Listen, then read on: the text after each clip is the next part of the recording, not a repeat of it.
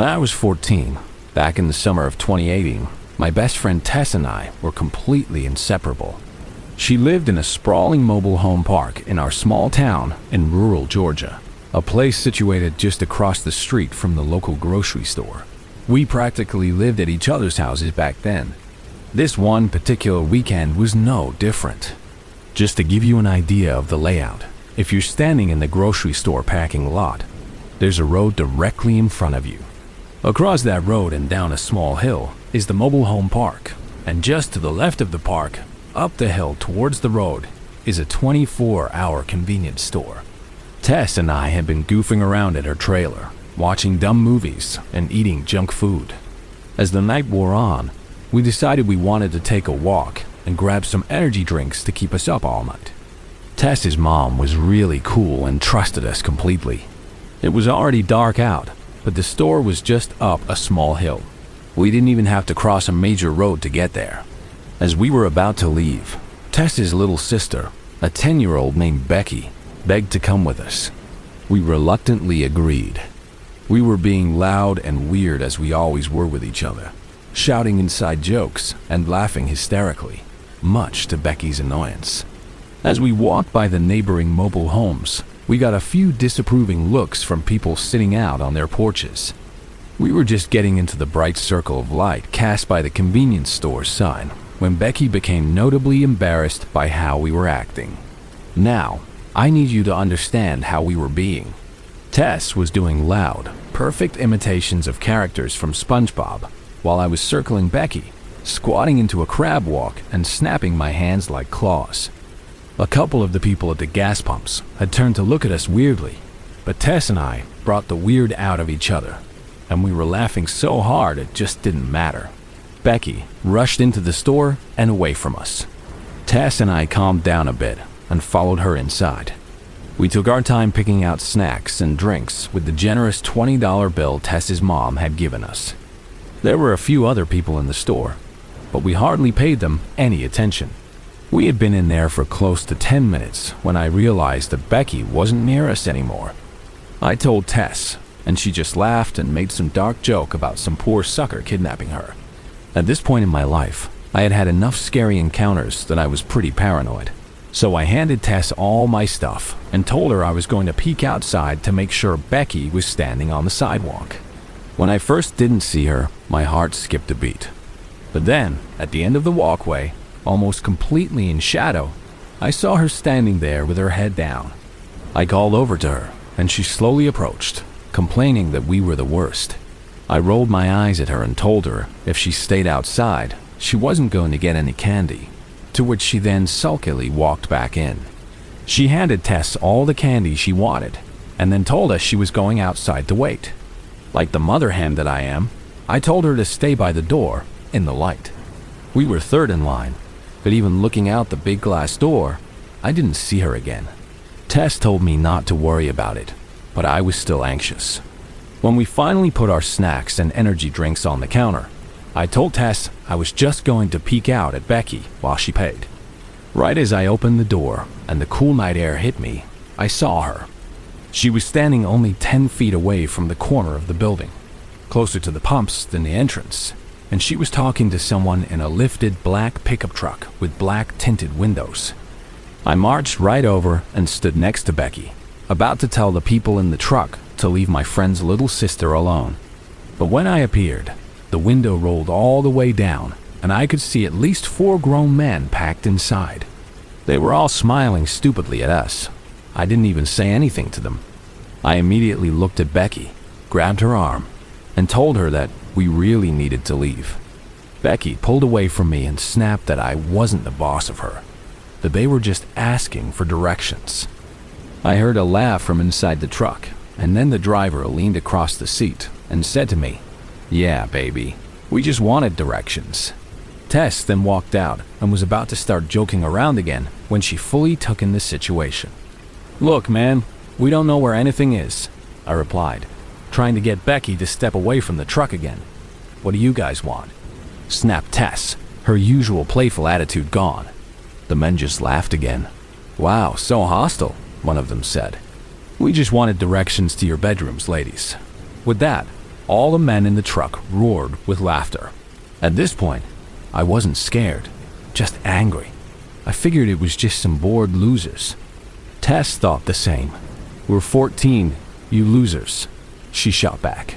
"Stop being creeps." "No way. You beautiful ladies have to be older than that," said another. But we were starting to walk away now. The truck slowly rolled forward, and one of the back doors opened. A man, unsteady on his feet and seemingly drunk, staggered out. We froze and watched for a moment. "Come on," he cooed, motioning us towards him. "We just want to have some fun. You girls like having fun, don't you? You didn't shut up when you got here. You had the entire parking lot looking at you, and now you don't want the attention? No, you're not shy." He took another step forward. Tess looked at me, made a panicked noise, and then, in a moment of pure, desperate genius, she grabbed one of the energy drinks she had just bought and chucked it at him with all her might.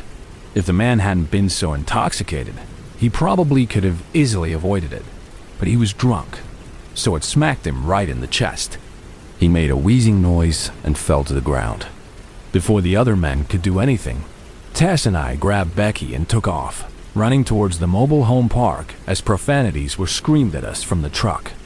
We were rushing down the grassy hill, but to the right of us was the dirt trail that led into the mobile park from the gas station.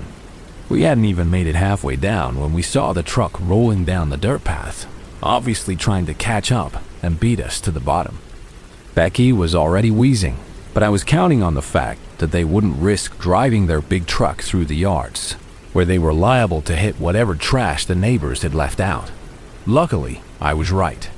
We were able to run all the way to the left, ducking behind the closest mobile home while they decided what to do. When we heard a car door slam again, we stopped ducking and ran, weaving past the trailers towards Tess's place. We rushed into her little screened-in deck, caught our breath, and listened. When we could still hear them shouting, we rushed into Tess's house and locked the door. Luckily, Tess's mom was in her room. Tess immediately cornered Becky and told her that if she opened her big mouth about what happened, they'd have no more freedom. We went into the kitchen to open our shaken energy drinks over the sink as they exploded from being thrown around. We could hear yelling from outside, and Tess's mom came out and asked what was going on. We must have looked really guilty, but we just shrugged and said we had no idea. Tess's mom rolled her eyes, turned on the porch light, and stepped outside. We immediately pressed our ears against the door. We could hear Tess's mom yelling at someone that it was late and they needed to leave. Then we heard a man swear and say that some girls had attacked his friend. Tess and I shared a panicked look, but her mom was having none of it. She told him that if some girls really beat up his friend, he must be a really big loser, and told the man to go to hell and shut up because her husband was trying to sleep. He swore a bit more, but it sounded like he left. She came back inside and looked at us suspiciously, pointing a finger at each of us. "I don't know what you girls did," she said, "and I don't want to know. Just be careful next time." And with that, she turned to go back to her room, then paused right before she entered. She looked back at us and said, "Oh, and good job beating up a grown man. I'm proud of you." She then winked at us and closed the door.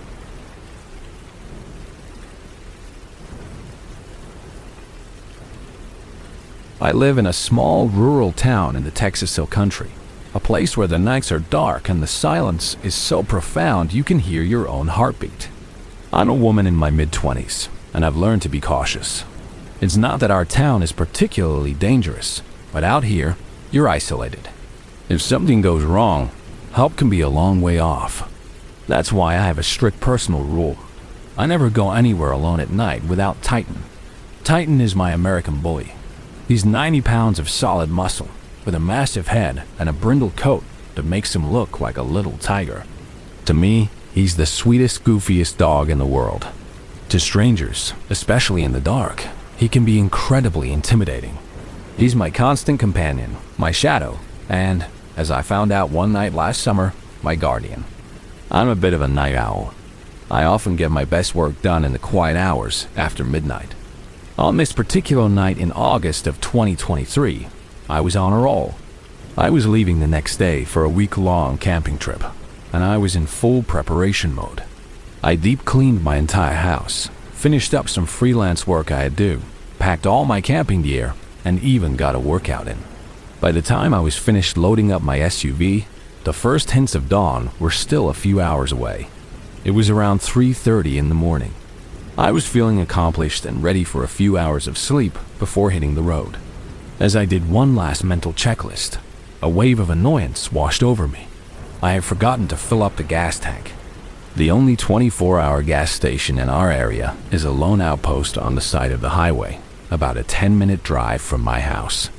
Without much thought for the time, I figured I'd just hop over there, fill up really quick, and then I could finally rest. I called for Titan, who was snoozing on his bed, and he trotted over, his tail wagging. We loaded up and set off into the dark. Out here, the gas station is the only source of light for miles. It sits on a lonely stretch of highway, surrounded by dark fields and the occasional silhouette of an oak tree.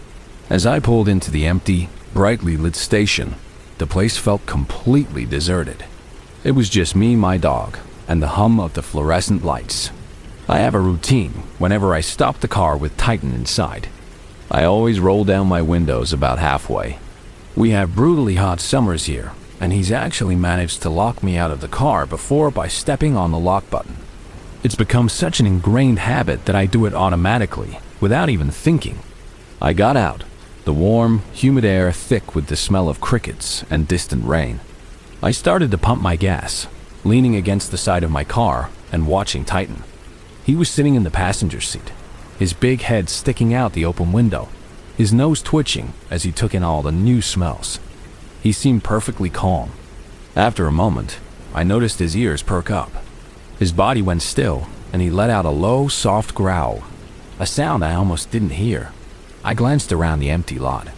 I couldn't see anything. I figured he had probably just heard a coyote or an armadillo rustling in the fields nearby. I gave his head a little scratch through the window and went back to watching the numbers on the pump.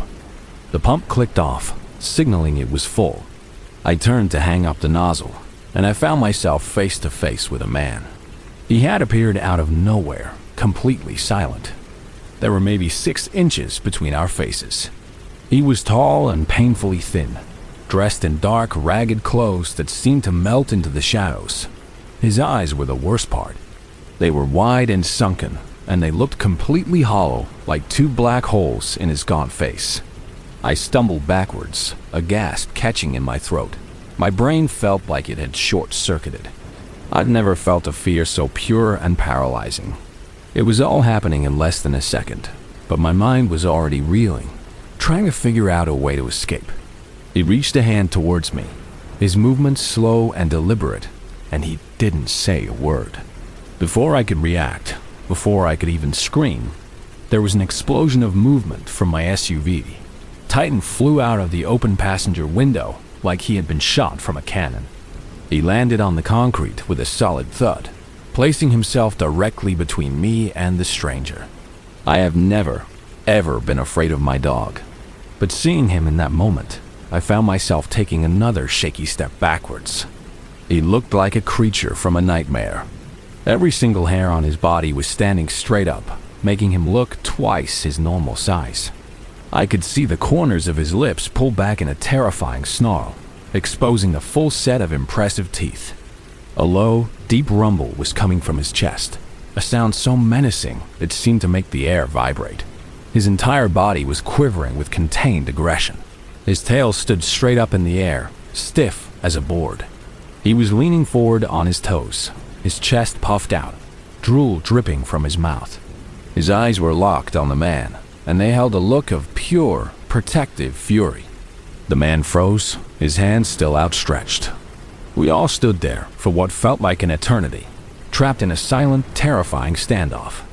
The only sounds were my own ragged, panicked breaths and the horrifying growl rumbling from Titan's chest. After another 2 seconds that felt like a lifetime, the man seemed to snap out of his trance. His hollow eyes widened with a look of pure terror. He turned to run, tripped over the gas hose, and went down hard on the concrete.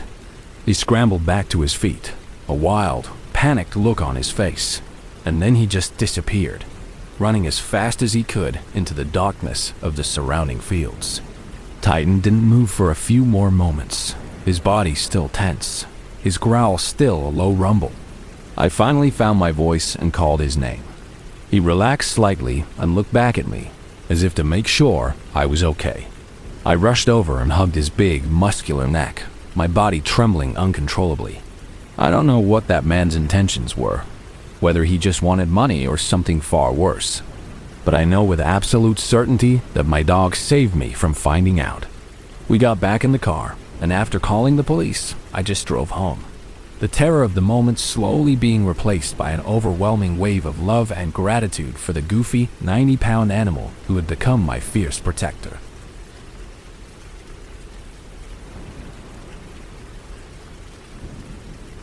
It was a few years ago, on a bitterly cold December night in 2018.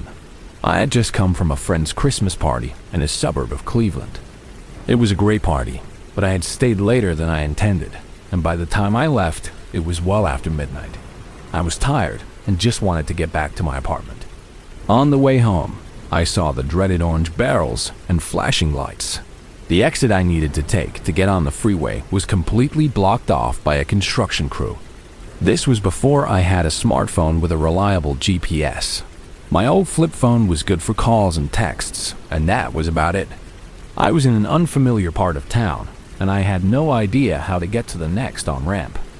I decided to pull into a nearby gas station to ask the clerk for directions. As I was walking from my car towards the brightly lit store, a young woman seemed to appear out of nowhere. She was walking towards me with a purposeful stride. The sight of her immediately put me on edge. She was wearing a ripped-up black hoodie under a thick windbreaker and a pair of baggy cargo pants. Her whole look felt out of place. I tried to avoid her, turning away and walking a little faster, hoping I could just get into the store and ignore her. "Hey, wait," she called out. I pretended I couldn't hear her and kept walking. But then she shouted again, this time much louder, waving her arms to get my attention. "Wait up." At this point, I couldn't really ignore her anymore. I stopped and reluctantly turned to face her.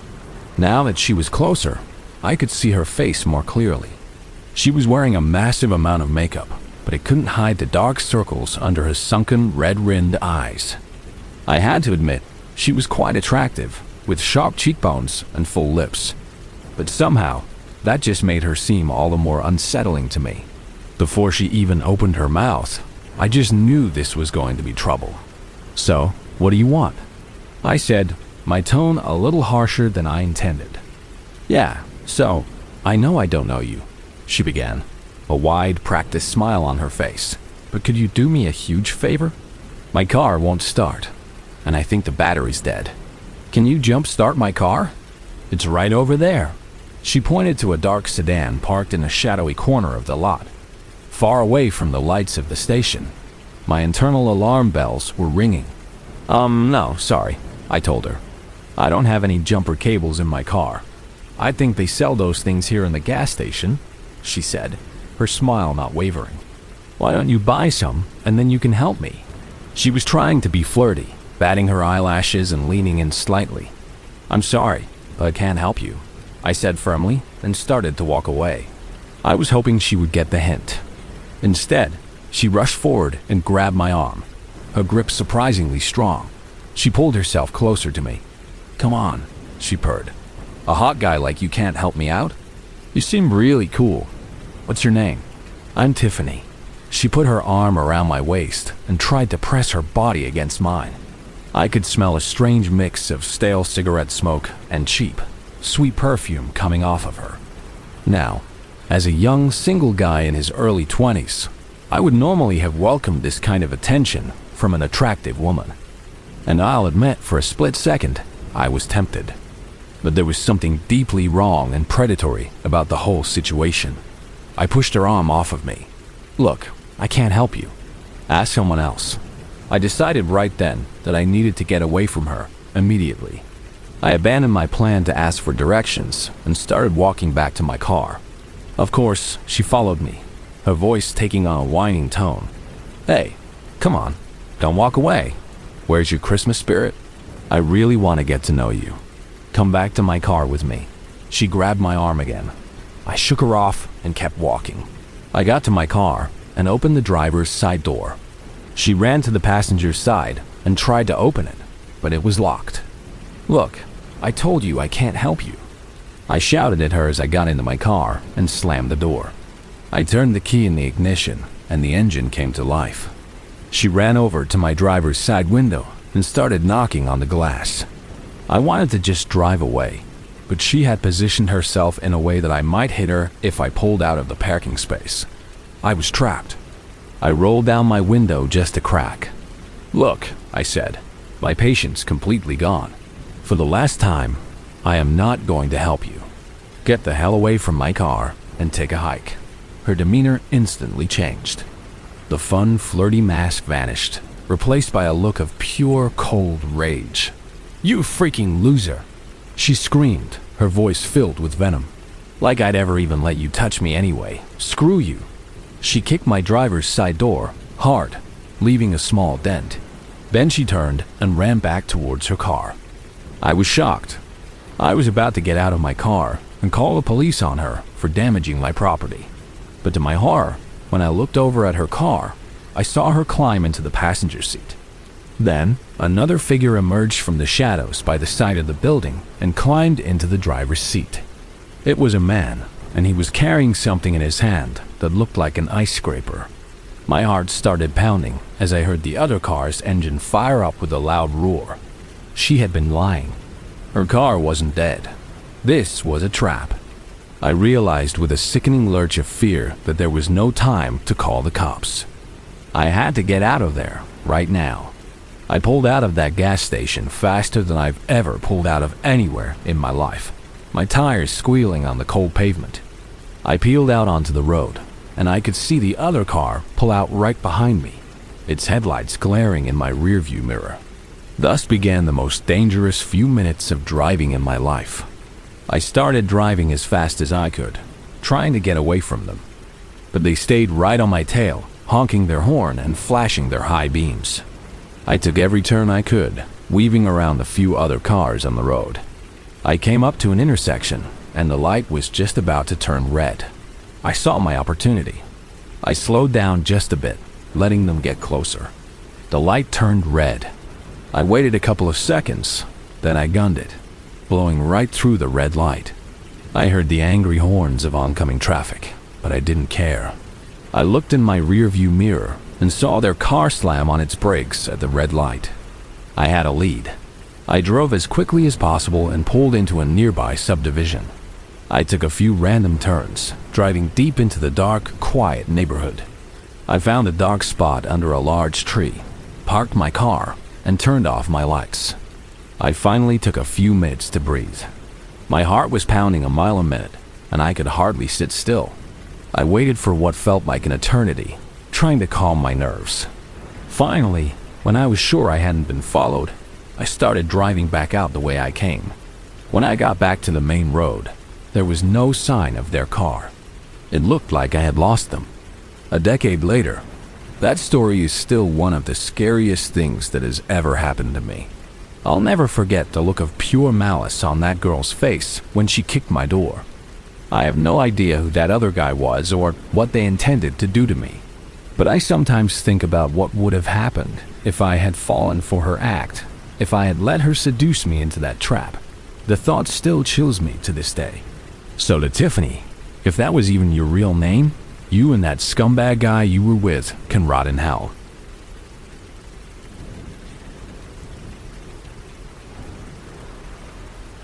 My first year of college, in the fall of 2022, was a huge adjustment.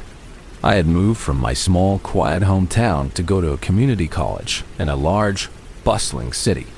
I was 18 and living in a big dorm with 3 other girls. It was exciting, but also a little overwhelming. Our dorm was situated in a strange part of the city, tucked behind a fancy steakhouse and a loud nightclub, right next to a 24-hour gas station. The area was definitely on the seedy side, a place where the energy of downtown started to fray at the edges. I tended to be cautious whenever I went out, especially at night. One of those nights, I was up late studying and got hit with a powerful craving for junk food. I wanted salty chips and sugary candy, anything to get me through another chapter of my biology textbook. My roommates were all out, so I decided to make the short walk to the nearby gas station. It was so close that it felt safe enough. I grabbed my keys, my wallet, and my phone and headed out into the cool night air. The walk over was quick. The bass from the nightclub was a constant thumping presence in the background. I pulled open the heavy glass door of the gas station and stepped inside. The bright, sterile light of the store was a stark contrast to the darkness outside. It was pretty quiet, save for one guy who was lingering near the liquor coolers in the back. The girl at the counter seemed to be scrolling through her phone, looking bored. I started browsing the aisles, trying to decide what I wanted. The closer I got to the back of the store, the more I could hear a low, constant muttering. The guy I had seen when I first came in seemed to be talking to himself. It wasn't quiet, but it was low enough that I couldn't make out what he was saying. I didn't think too much of it. You see all kinds of strange people in the city at night. I just went back to what I was doing, comparing different kinds of chips. A few minutes had passed, and I was still shopping, when the guy in the back suddenly started yelling. It wasn't just yelling. It was an incoherent, rage-filled shouting. Every single second that went by, he seemed to get angrier and louder. He was screaming about conspiracies, about signals being sent through the power lines, about people watching him through the cameras in the store. He started pacing back and forth in the aisle, his movements jerky and agitated, waving his arms around like he was fighting off invisible enemies. I froze, glued to the spot behind a large display of sodas. I was absolutely terrified of this man. I didn't know what to do. I wasn't sure if he was drunk, high on something, or just having a severe mental health crisis. All I knew was that he was unpredictable and violent. The girl at the cash register, who couldn't have been much older than me, had been alerted to his presence as well. We made eye contact from across the store, and she looked just as terrified as I did. We both just watched as this man continued to rant and rave, his voice echoing in the small store. He began to pace around the entire store, getting closer and closer to where I was hiding. I had my phone clutched in my hand, my thumb hovering over the 911 button, but I was too scared to make the call. I was afraid that the sound of my voice would alert him to my presence, that it would make me the new target of his rage. Another few minutes went by, an eternity of heart-pounding terror. The guy's screaming reached a crescendo. He walked up to the front of the store, kicked over a trash can, sending garbage spilling across the floor, then kicked a display of newspapers. Then, as suddenly as it had started, it was over. He pushed open the door and just left, disappearing back into the night. The sudden silence in the store was deafening. My heart was still hammering in my chest. I had genuinely thought that I was going to be attacked by this man. Thankfully, he had left without causing any more damage. I took a deep, shaky breath and walked up to the poor, frightened cashier to pay for my things. She was pale, and her hands were trembling. I ended up giving her some extra cash. I just felt so bad for her. I knew she wasn't getting paid enough to deal with people like that. It was a small gesture, but it felt like a moment of shared humanity after a terrifying experience. That's pretty much the end of my story. I don't know what happened with that man, and I don't know if he ever returned to that gas station. But I hope with all my heart that I never, ever encounter him again.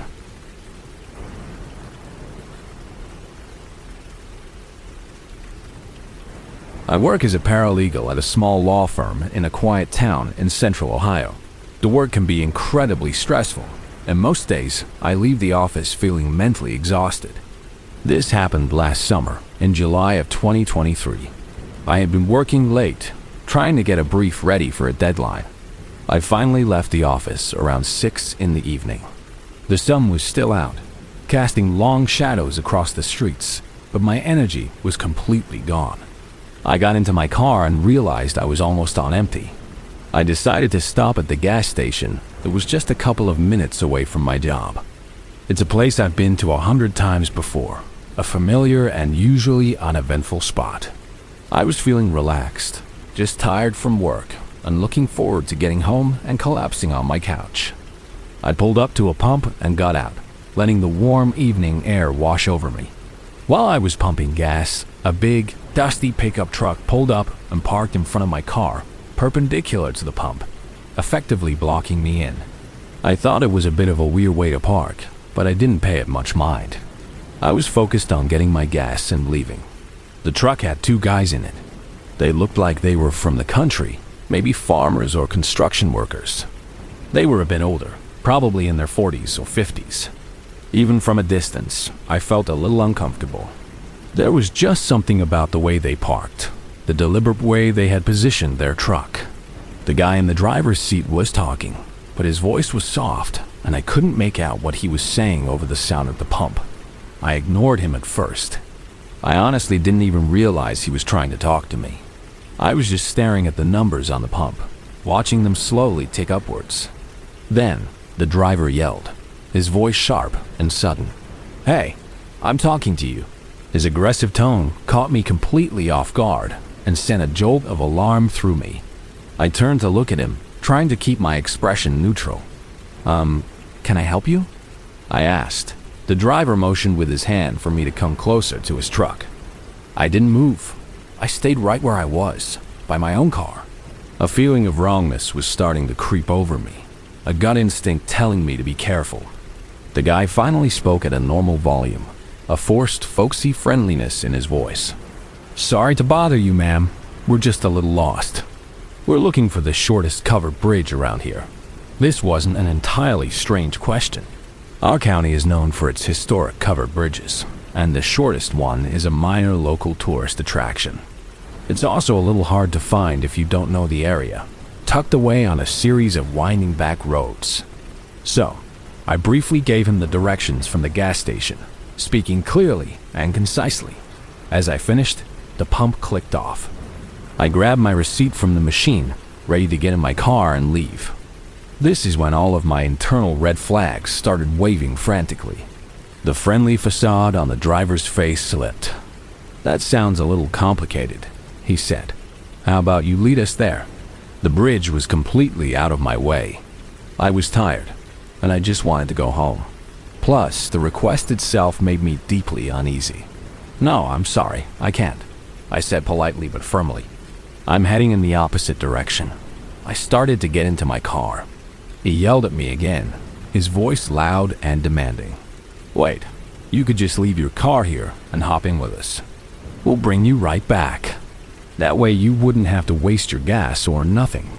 The thought of getting into that truck with those 2 men sent a wave of pure, cold fear through me. It was such an absurd and terrifying suggestion. I didn't respond. I just got in my car, slammed the door, and locked it. The truck didn't move. They were still blocking me in. I had to back out carefully, maneuvering around the front of their massive vehicle. I was worried they were going to follow me, and they did. As I pulled out of the gas station, their truck pulled out right behind me. I took a right turn, heading away from the highway, and so did they. My heart was pounding in my chest. This wasn't just a couple of lost tourists. This was something else.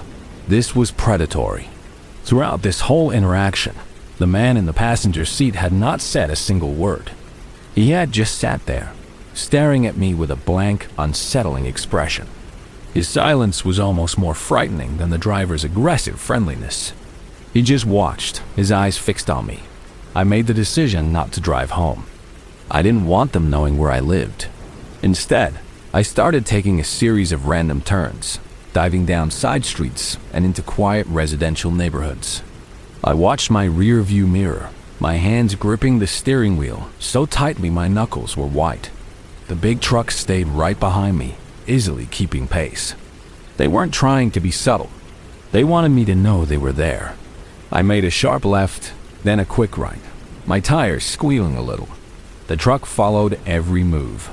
I was getting more and more scared. My town was small, and I was running out of streets to turn down. I finally saw my chance. I turned onto a street that I knew led to a confusing circular subdivision. I sped up, went around the circle once, and then took a different exit out of it than the one I had entered. For a few precious seconds, I couldn't see them in my mirror. I floored it, not looking back until I was several blocks away. They were gone. I had lost them.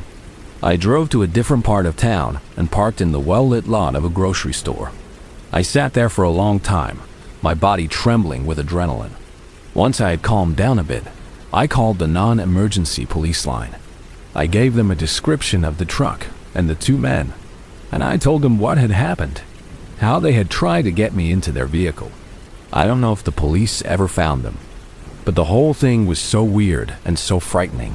Their persistence, the way they tried to lure me into their truck, it still scares me when I think about it. It was easily one of the creepiest things I have ever experienced.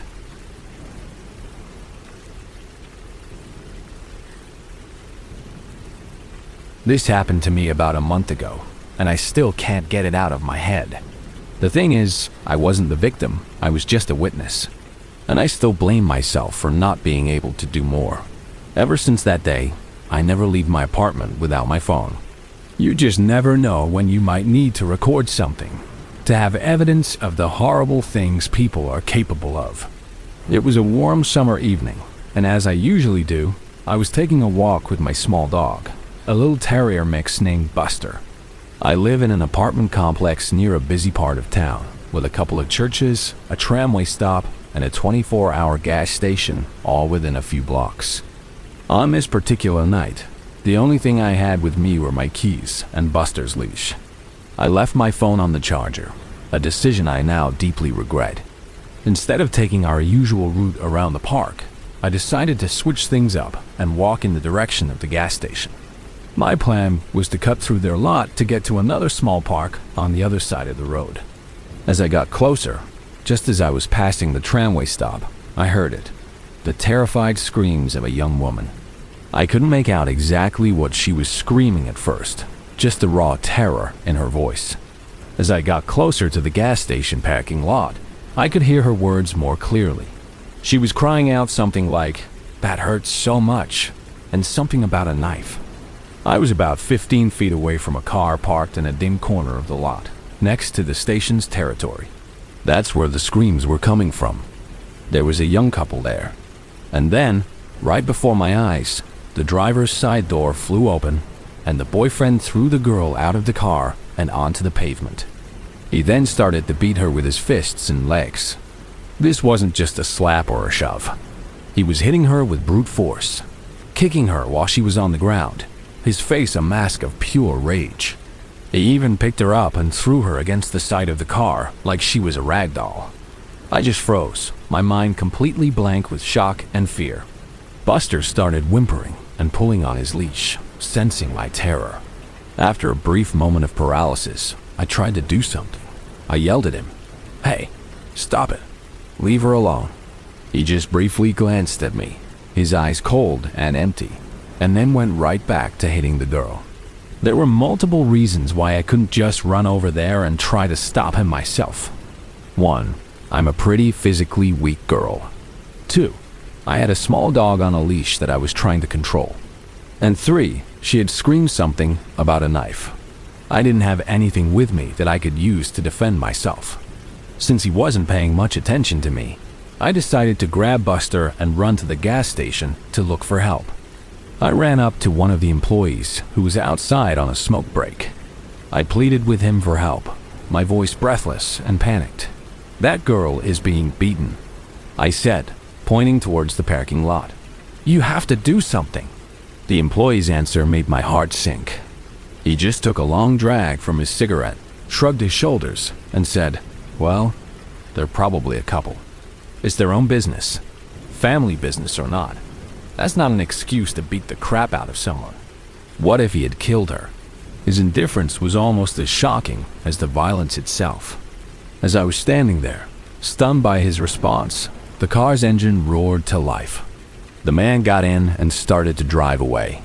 Just then, the front passenger door opened, and the girl was just sitting there on the edge of the seat, even though the car was moving. It looked like she was about to jump out. I tried again to get the employee to see what was happening, but he just shrugged again with the same callous excuse. The other customers at the gas station didn't do a thing either. They just glanced over, asked what was wrong, and then went back to their own business. Just as I was about to give up on them and run into the store to use their phone to call the police, I tried to memorize the car's plate number. But by the time I focused, the car was already pulling out onto the busy street, disappearing into the flow of traffic. It was already long gone. And that's why I feel so guilty. I keep blaming myself. I should have at least tried to pull the guy off the girl. Maybe I should have just ignored the employee and run straight into the shop to call the police. But instead, like a coward, I wasted precious seconds hoping that someone else would help. After this situation, I'm even more disappointed in humanity than I already was. From now on, I will always take my phone with me, because if there's ever a next time, I'll make damn sure to get evidence of it and call the cops before something terrible can happen.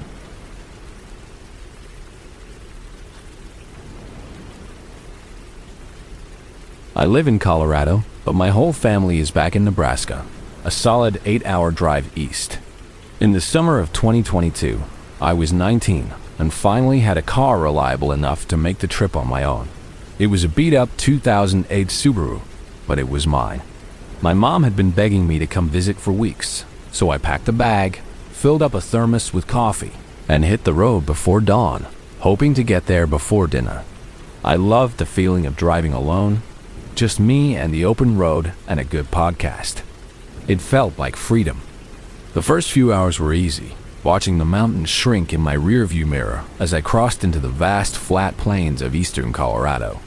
But as you get deeper into Nebraska, the drive becomes a special kind of boring.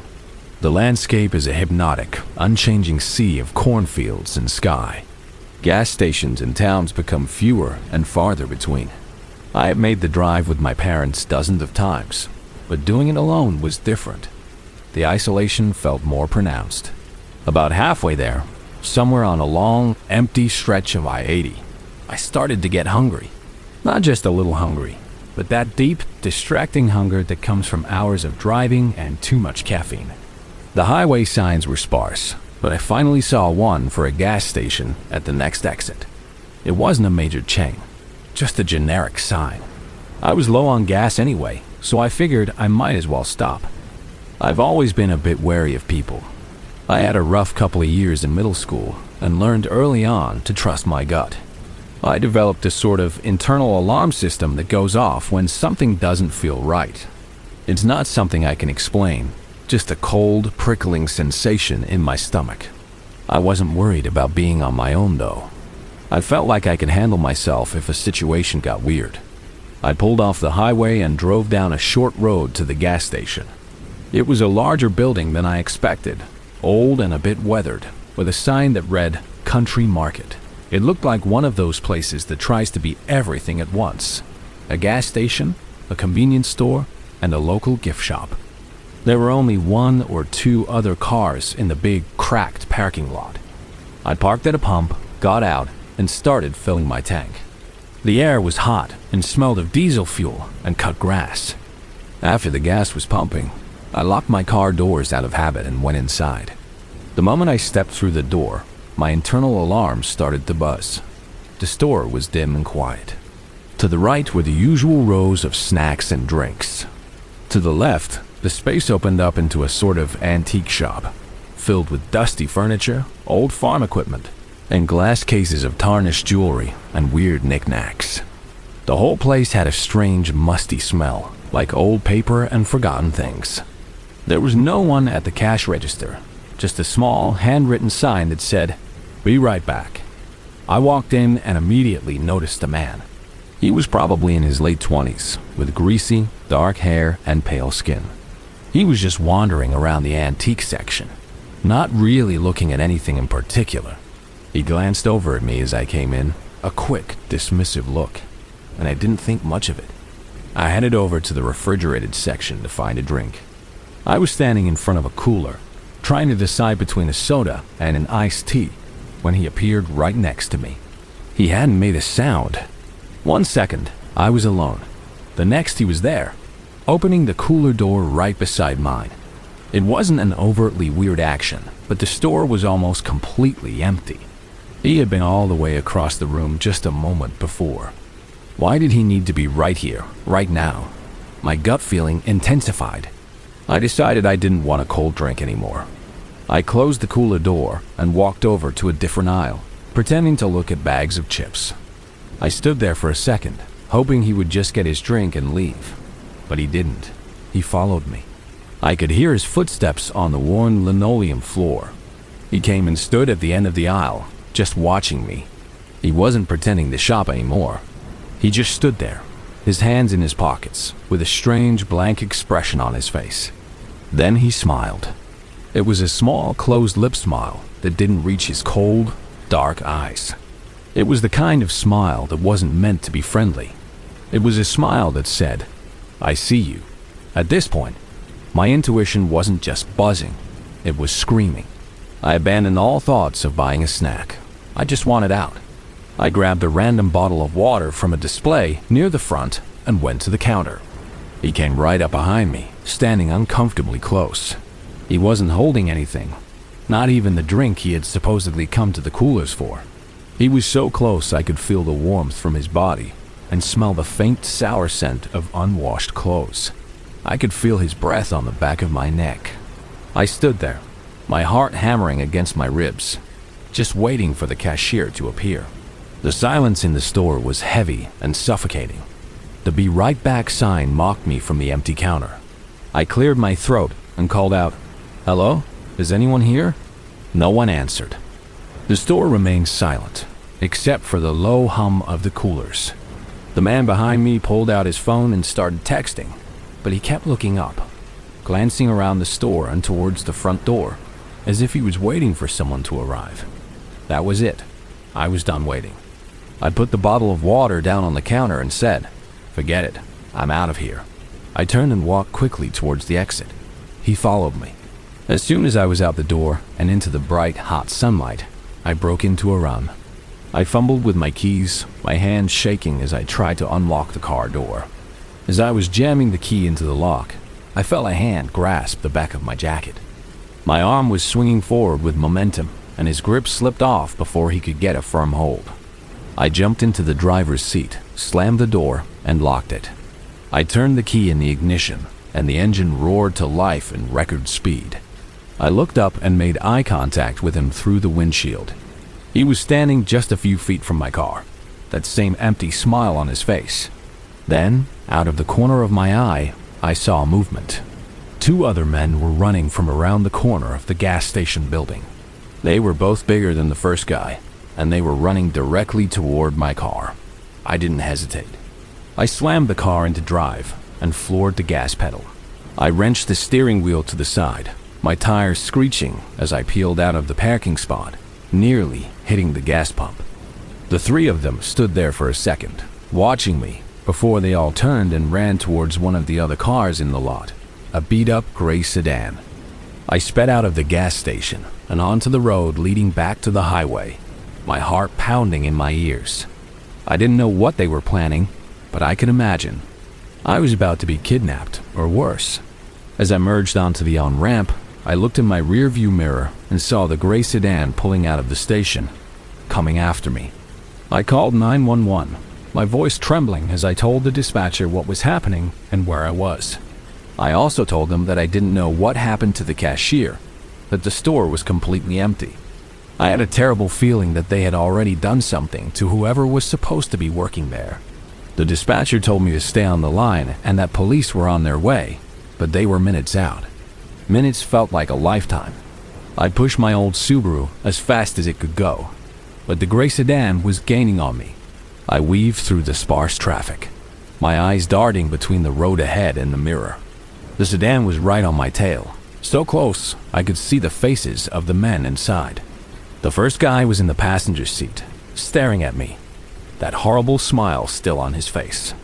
I knew I couldn't outrun them forever. I saw a sign for another exit and made a split-second decision. I swerved across a lane of traffic, earning an angry honk from a truck driver, and took the exit at a dangerous speed. They followed me. The road led to a small, sleepy town. I raced through the quiet streets, making random turns, trying to lose them in the grid of residential roads. Finally, after a series of sharp turns, I looked in my mirror and they were gone. I didn't stop. I kept driving until I saw the flashing lights of a police car up ahead.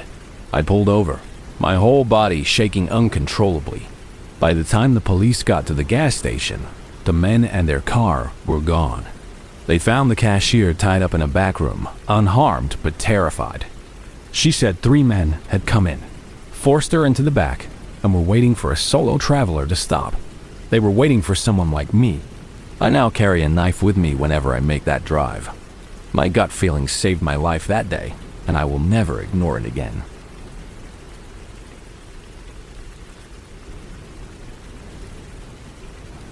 I work in construction, and it's a tough job. You're out in the elements all day, lifting heavy things, and by the time the workday is over, you're just bone tired and covered in a layer of grime. This happened about 2 months ago.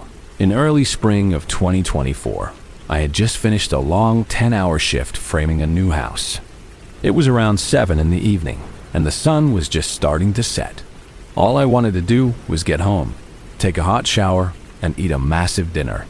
My routine after a particularly hard day is to stop at the gas station on my way home to grab a couple of energy drinks and a bag of candy.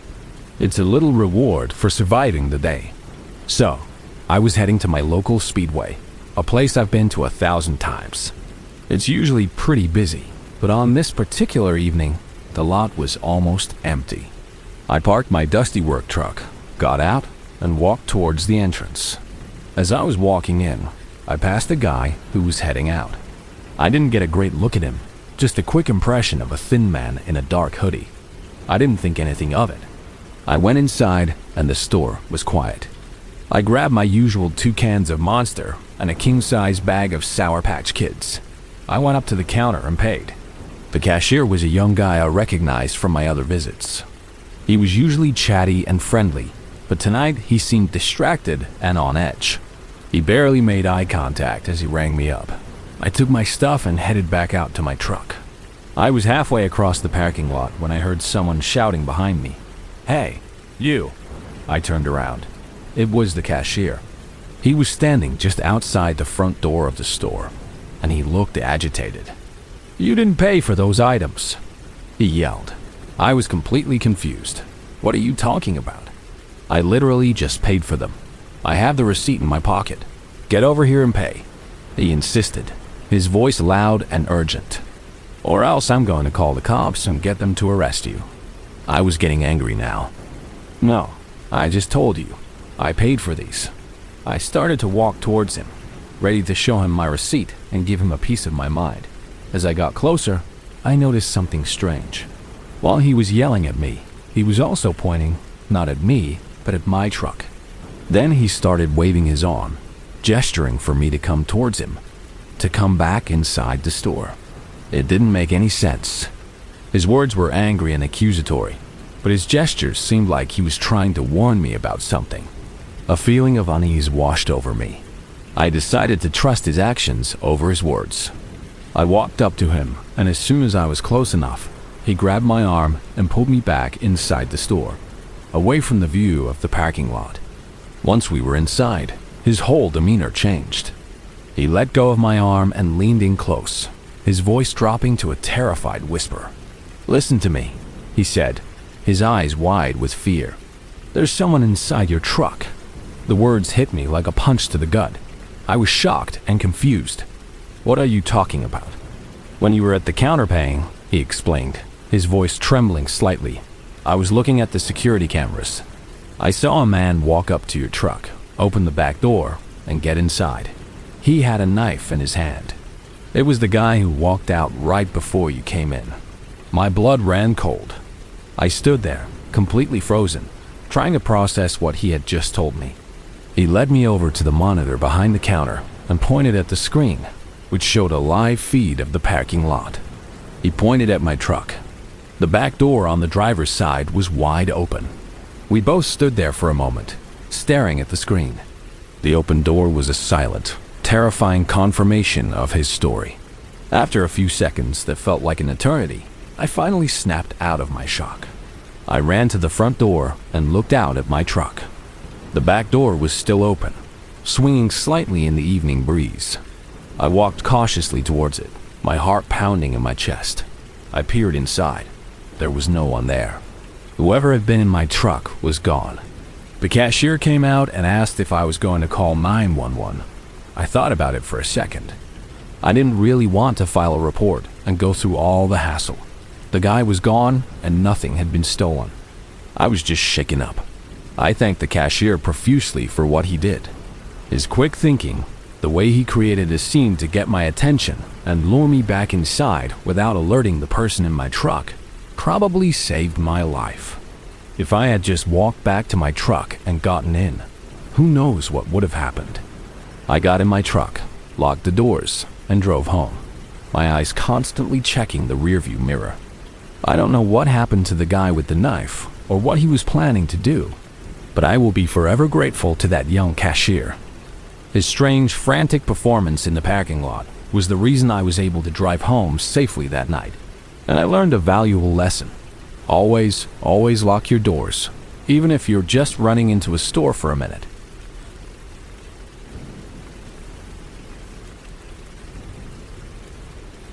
My girlfriend, Chloe, and I were on a cross-country road trip back in the summer of 2022, trying to make it from California to her family's place in Florida.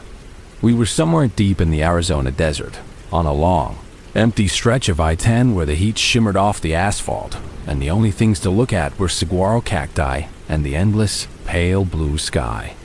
The sun was starting to dip towards the horizon, painting everything in shades of orange and purple, and we had been driving for hours. I was getting that familiar highway hypnosis, where the white lines on the road start to blur together and your mind just goes blank. The air conditioning in my old Honda was fighting a losing battle against the 100-degree heat, and we were both sticky with sweat and starting to get on each other's nerves. We decided we needed a break. A cold drink, some chips, anything to break the monotony of the drive. A green sign appeared on the side of the highway, promising gas and food at the next exit. The sign was old and faded, with some of the letters peeling off, but it was the first sign of civilization we had seen in over an hour.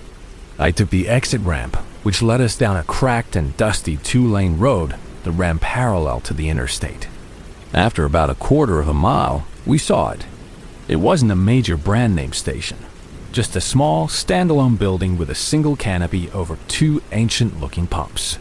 The paint on the building was faded to a chalky beige, and a layer of fine red dust covered everything, from the windows to the ice machine humming loudly by the front door. As I pulled the car up to one of the pumps, a strange feeling washed over me. It wasn't just a thought, it was a physical sensation, like a sudden drop in air pressure. My skin prickled, and I felt a weird, baseless anxiety curl in my stomach. Normally, when we stopped, I would just stay in the car and play on my phone while Chloe ran inside. She was quicker, more decisive, and I hated the small talk with cashiers. But this time, something felt different. I turned off the engine, and the sudden silence was almost deafening. "You know," I said, turning to Chloe, "I think I should probably come in with you." She gave me a funny look, raising an eyebrow. "Really?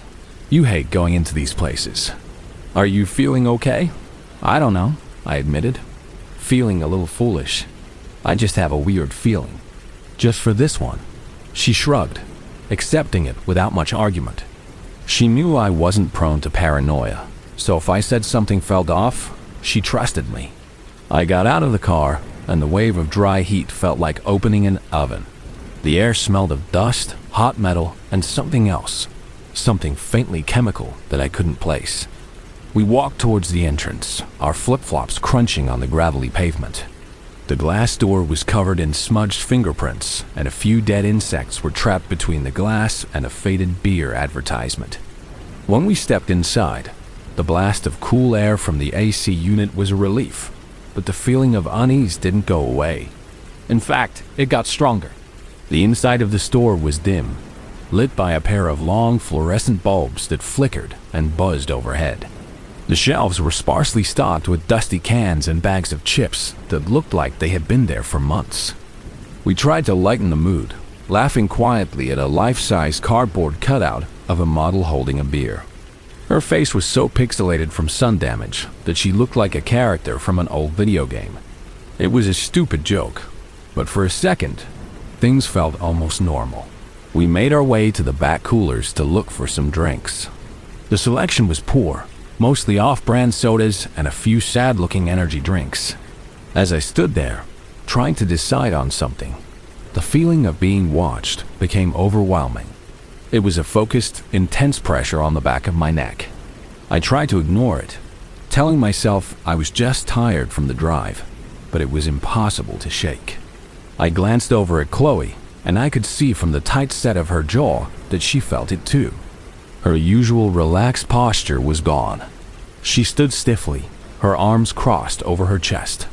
I looked towards the front of the store. Leaning against a large ice cream freezer near the counter was an old man. He was thin and wiry, with deeply tanned, leathery skin and long gray hair tied back in a ponytail. He was just standing there, not looking at the ice cream or his phone, just watching. His gaze wasn't casual. It was fixed, unblinking, and it seemed to follow every move we made. There was no curiosity in his eyes, just a flat, predatory stillness. The feeling radiating from him was something I had never experienced before. It was pure, unfiltered malice. It felt heavy and suffocating, like the air itself had turned sour. Everything in the store felt like it was moving in slow motion. The buzzing of the lights seemed louder, and the hum of the coolers was a low drone that vibrated through the floor. I knew we had to get out of there. I abandoned any pretense of choosing a drink and just grabbed 2 plastic bottles of some coconut-flavored margarita mix, the first thing my hand touched. "Let's go," I whispered to Chloe, not needing to explain why. She just nodded, her eyes wide.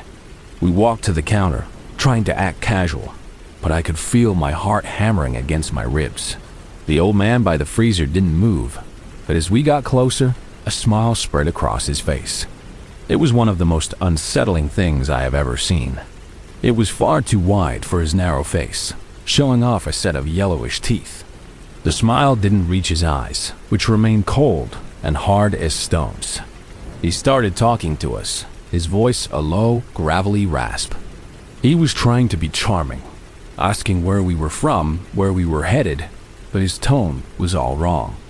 It was oily and insincere, and every question felt loaded, as if he was gathering information. As I placed the drinks on the counter, my eyes darted to the glass door at the front of the store. Standing just outside, in the deepening twilight, was another man. He was wearing a faded maroon windbreaker, despite the blistering heat. He wasn't trying to come in or go to his car. He was just standing there, his face partially in shadow, staring directly into the store, staring directly at us. He paced back and forth a few times, a short, tight pattern like a caged animal. His hands were shoved deep into his pockets. It was obvious then. They were working together. These men were waiting for something. They were waiting for us. The feeling of dread was no longer a subtle warning. It was a screaming alarm in my head.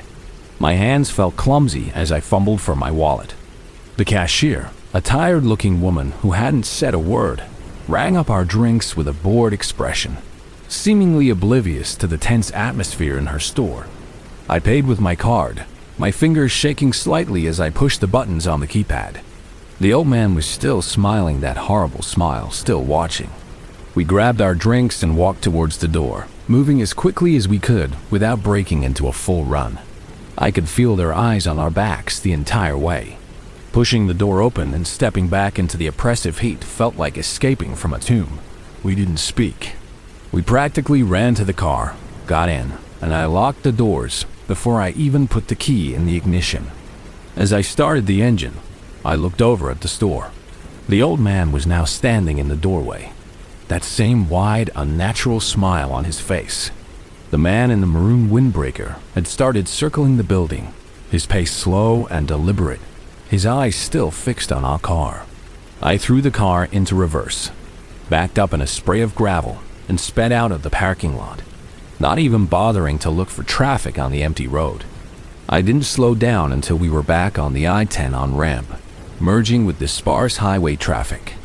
I kept checking my rearview mirror for the next 20 miles, my body tense, expecting to see a pair of headlights gaining on us.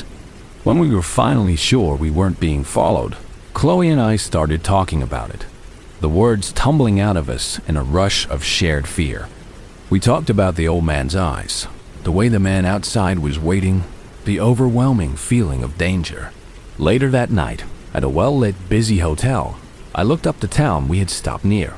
The area had a bad reputation, with several news articles about disappearances along that stretch of highway, linking them to human trafficking rings that preyed on travelers.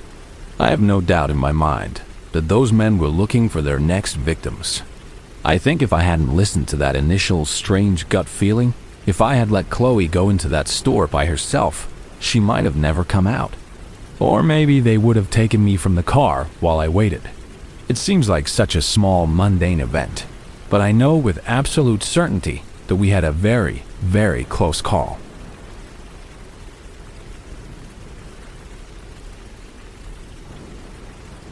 My mom used to tell me a story from when she worked the night shift at a gas station back in the late 90s.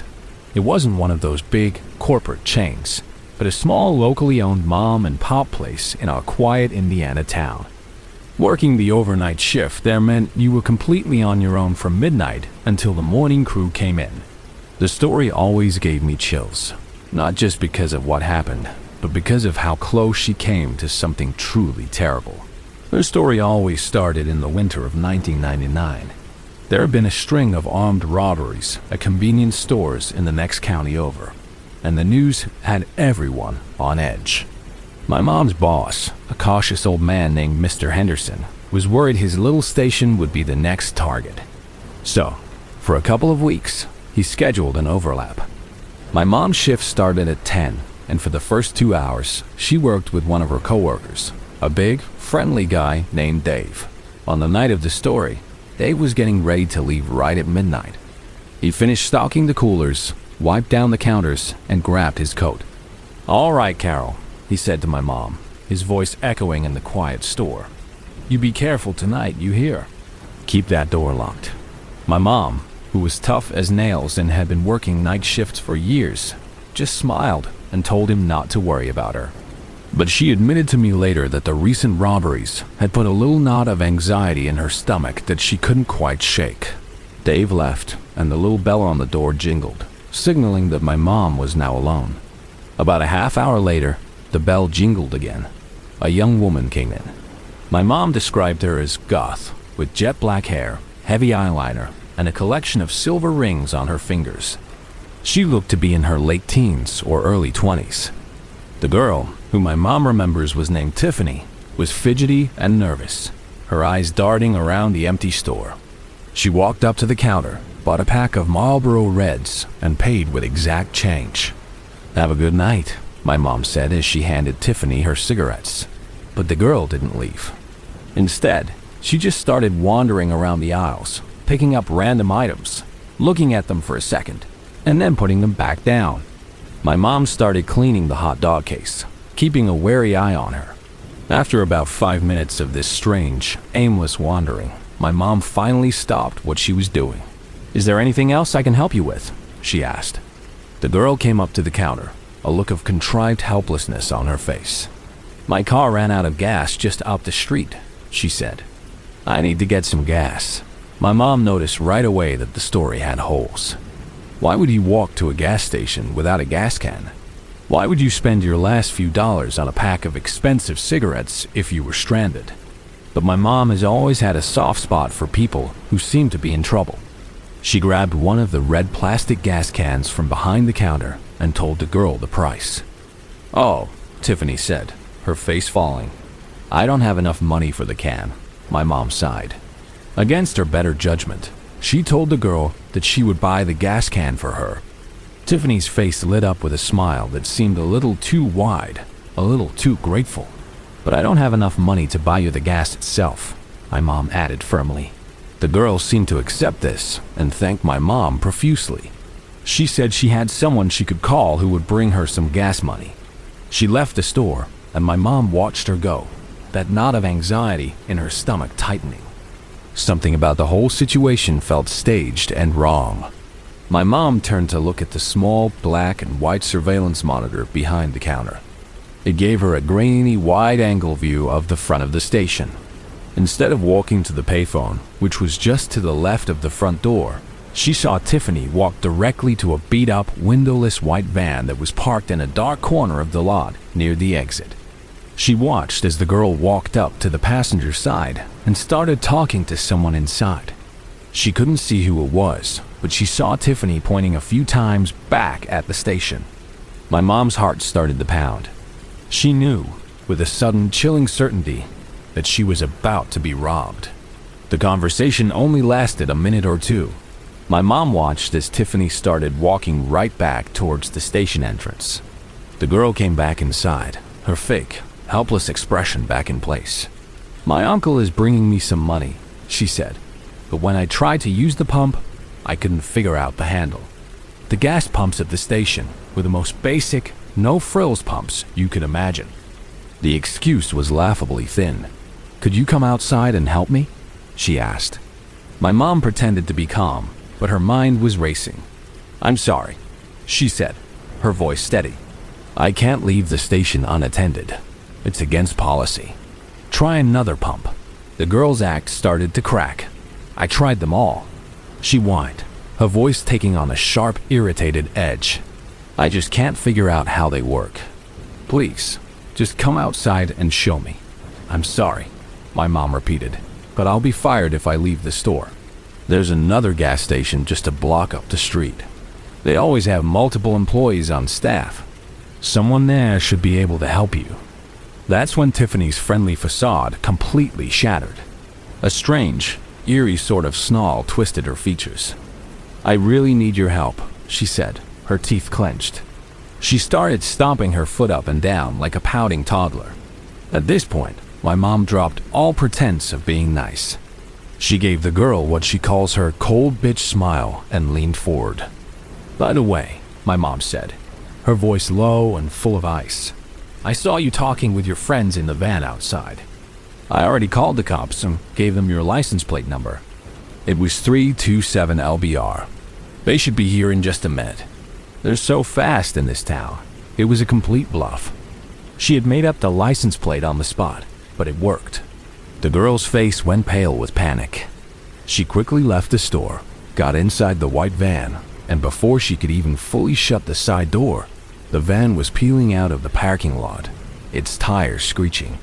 My mom did call the police then, and she gave them a general description of the van and the girl. It didn't take them long to find it. It had been abandoned on the side of the road near a wooded area about a mile away. When the police searched the van, they found something that made my mom sick to her stomach for weeks. The interior of the van had been destroyed, but not just trashed. It looked like someone had laid out tools. There were hammers, box cutters, and a roll of duct tape sitting on the floor in the back. The police told my mom that whatever that girl and her friends had planned, it probably wasn't just a simple robbery. My mom turned in her 2-week notice shortly after that night. She always ends the story the same way, by looking me in the eye and saying, "Always, always trust your gut instincts. They just might save your life one day."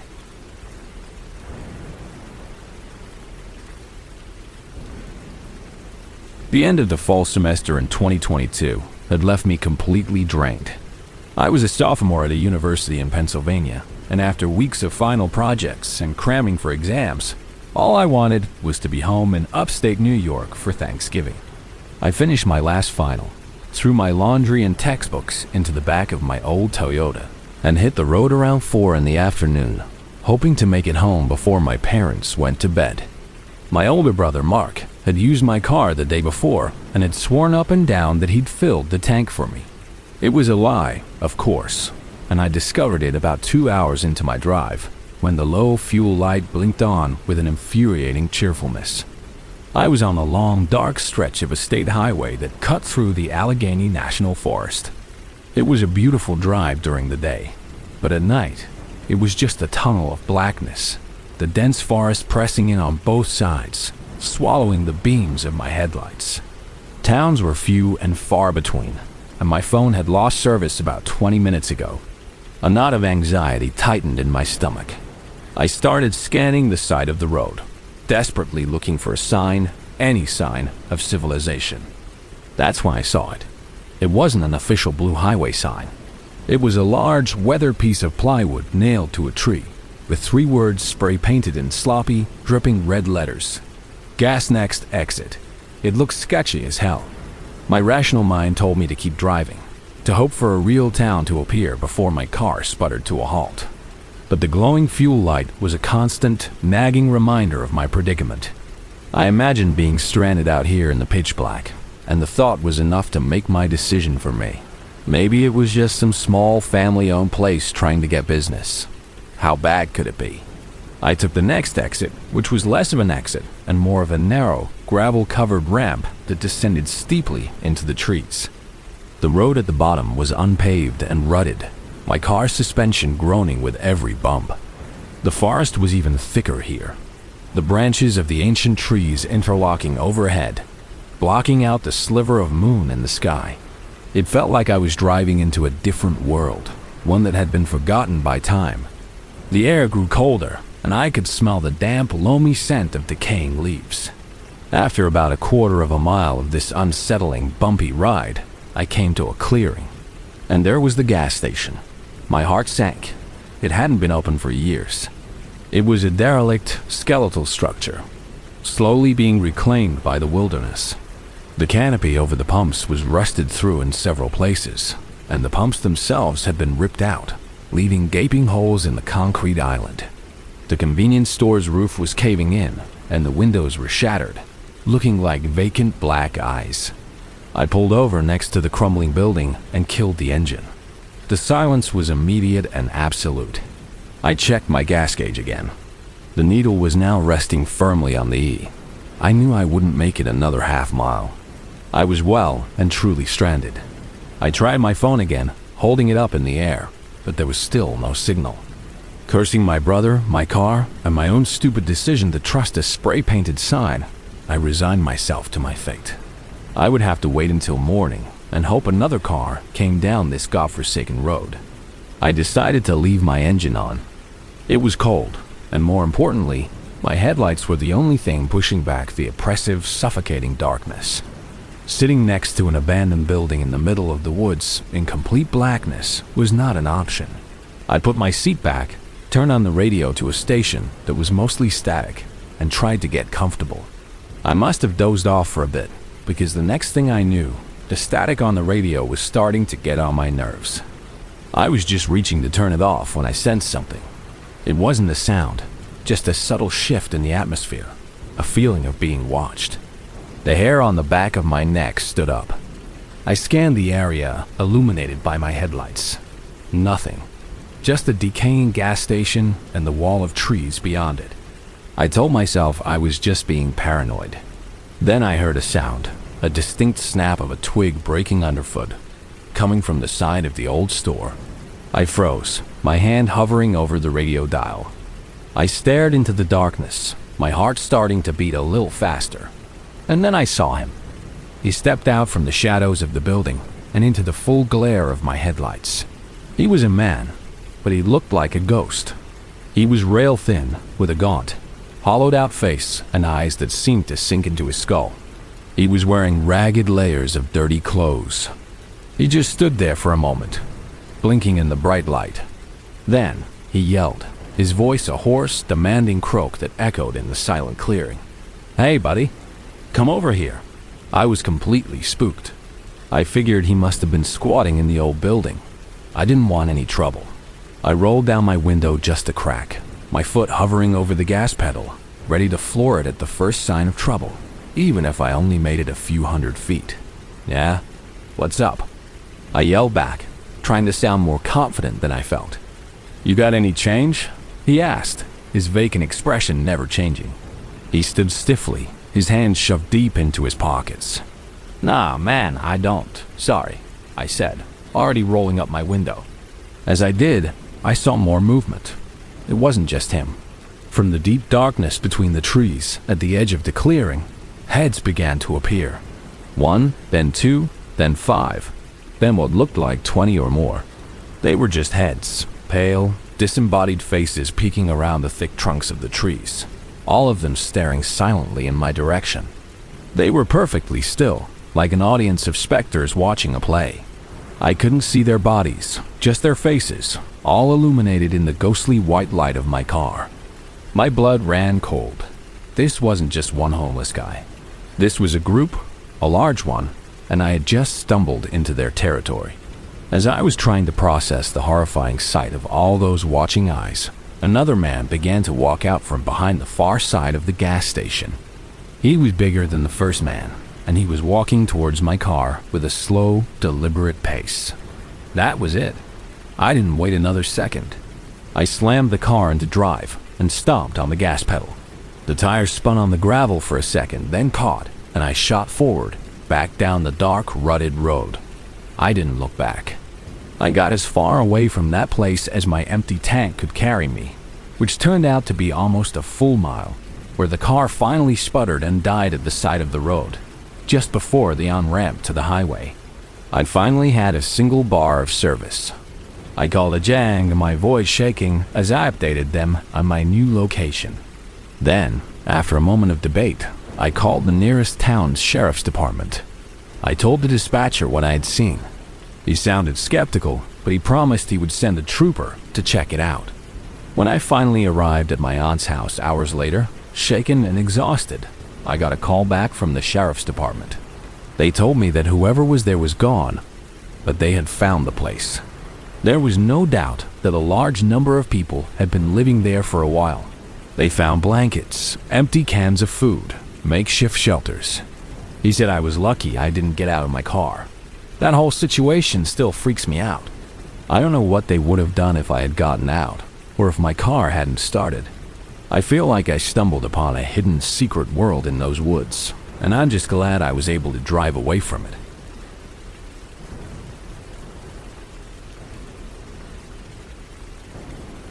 I'm a man in my early 40s, married, with a steady job and a quiet life in a suburb of Columbus, Ohio. This happened about 2 years ago, in the fall of 2022. My wife works as a nurse, and she often has late shifts that end at 11 at night. On this particular night, I had left the house a little early to go pick her up from the hospital. I figured I had enough time to stop at the local Circle K to grab a snack and a drink for the drive home. It was a clear, chilly night, and the parking lot of the convenience store was brightly lit but mostly empty. I went inside, got my things, and was just walking out the door when I saw something incredibly stupid happen. A beat-up old sedan came tearing around the corner of the building. The driver was trying to squeeze through an impossibly tight space between a parked minivan and the concrete curb protecting the building's wall. There was no way he was going to make it. Instead of stopping, the driver floored it. I watched in disbelief as the sedan scraped violently against both the minivan and the building. There was a horrible, prolonged shriek of metal on metal, a sound that set my teeth on edge. The minivan's side mirror flew off and shattered on the pavement, and the sedan's passenger side window exploded. The entire side of the minivan was now a massive, ugly dent. The sedan, now equally damaged, somehow got through the gap and then took off, speeding out of the parking lot and disappearing down the street. I stood there for a moment, stunned by the sheer audacity and recklessness of it. I wasn't sure what to do. Right at that moment, the owner of the minivan, a man about my age, came out of the store. I saw him walk towards his vehicle, and I knew he was about to have a very bad end to his night. I thought I should do the right thing and tell him what I saw. "Hey, man," I called out to him. "Someone just drove in between your car and the building. It looks like they really messed it up." The man looked at the damage to his minivan, and his face contorted with rage. He immediately started yelling, his voice booming across the quiet parking lot. "Did you get the license plate number? Did you get the plate?" "No, I didn't," I admitted, feeling a little foolish. I was just so surprised by what was happening. I didn't even think to look. This seemed to make him even angrier. He started pacing back and forth, running his hands through his hair and cursing under his breath. "I'm gonna go after that car," he growled. "I'm gonna find that person, and I'm gonna kill them." He was completely flipping out. his anger escalating at an alarming rate. And then, he did something that turned my blood to ice. He reached behind his back, under his jacket, and pulled out a gun. It was a small, snub-nosed revolver, probably a .38 special. I have some experience with firearms, and I know that a gun like that is devastating at close range. My heart sank right into my stomach. I thought to myself, is this guy going to shoot me? I was just trying to be a good Samaritan, the messenger, and now I was standing in front of an enraged man waving a loaded weapon. He started waving the gun around erratically as he ranted, his movements jerky and unpredictable. I could tell it was loaded. At one point, as he was waving it around, he pointed it directly at me, not even seeming to realize he was doing it. I don't take crap from anyone. He screamed, his eyes wild. I'll kill anyone who messes with me. I knew I had to get out of there, immediately and carefully. My car was parked about 50 feet away. I raised my hands in a placating gesture. Hey, I'm really sorry this happened to you, man, I said, trying to keep my voice as calm and non-threatening as possible. That really sucks what happened to your car. Then, I turned away from him and started walking towards my own car. It was the longest, most terrifying walk of my life. My back was completely exposed to him. I was absolutely certain that at any second, I was going to feel a bullet hit me. Every step felt like a gamble. I didn't dare to look back. Luckily, I made it to my car. I got in, locked the doors, and immediately called 911. My hands were shaking so badly I could barely hold the phone. I quickly explained the situation to the dispatcher, telling them there was a man with a gun in the Circle K parking lot. She told me to stay on the line and that they had an officer less than a block away. Sure enough, within a minute, a police cruiser pulled into the lot, its lights flashing with siren off. The officer got out, drew his weapon, and took cover behind his car door. He started shouting commands at the man, who was still standing by his damaged minivan, the gun still in his hand. The man seemed surprised by the sudden arrival of the police. After a tense few moments, he finally dropped the gun and got on the ground. I was so incredibly relieved I felt weak. I had just been trying to do a good deed. I had seen the make and color of the car that had hit his, just not the license plate. That's what I was going to tell him before he completely lost his mind. I definitely learned a hard lesson that day. In any kind of situation like that in the future, I think I'm just going to mind my own business.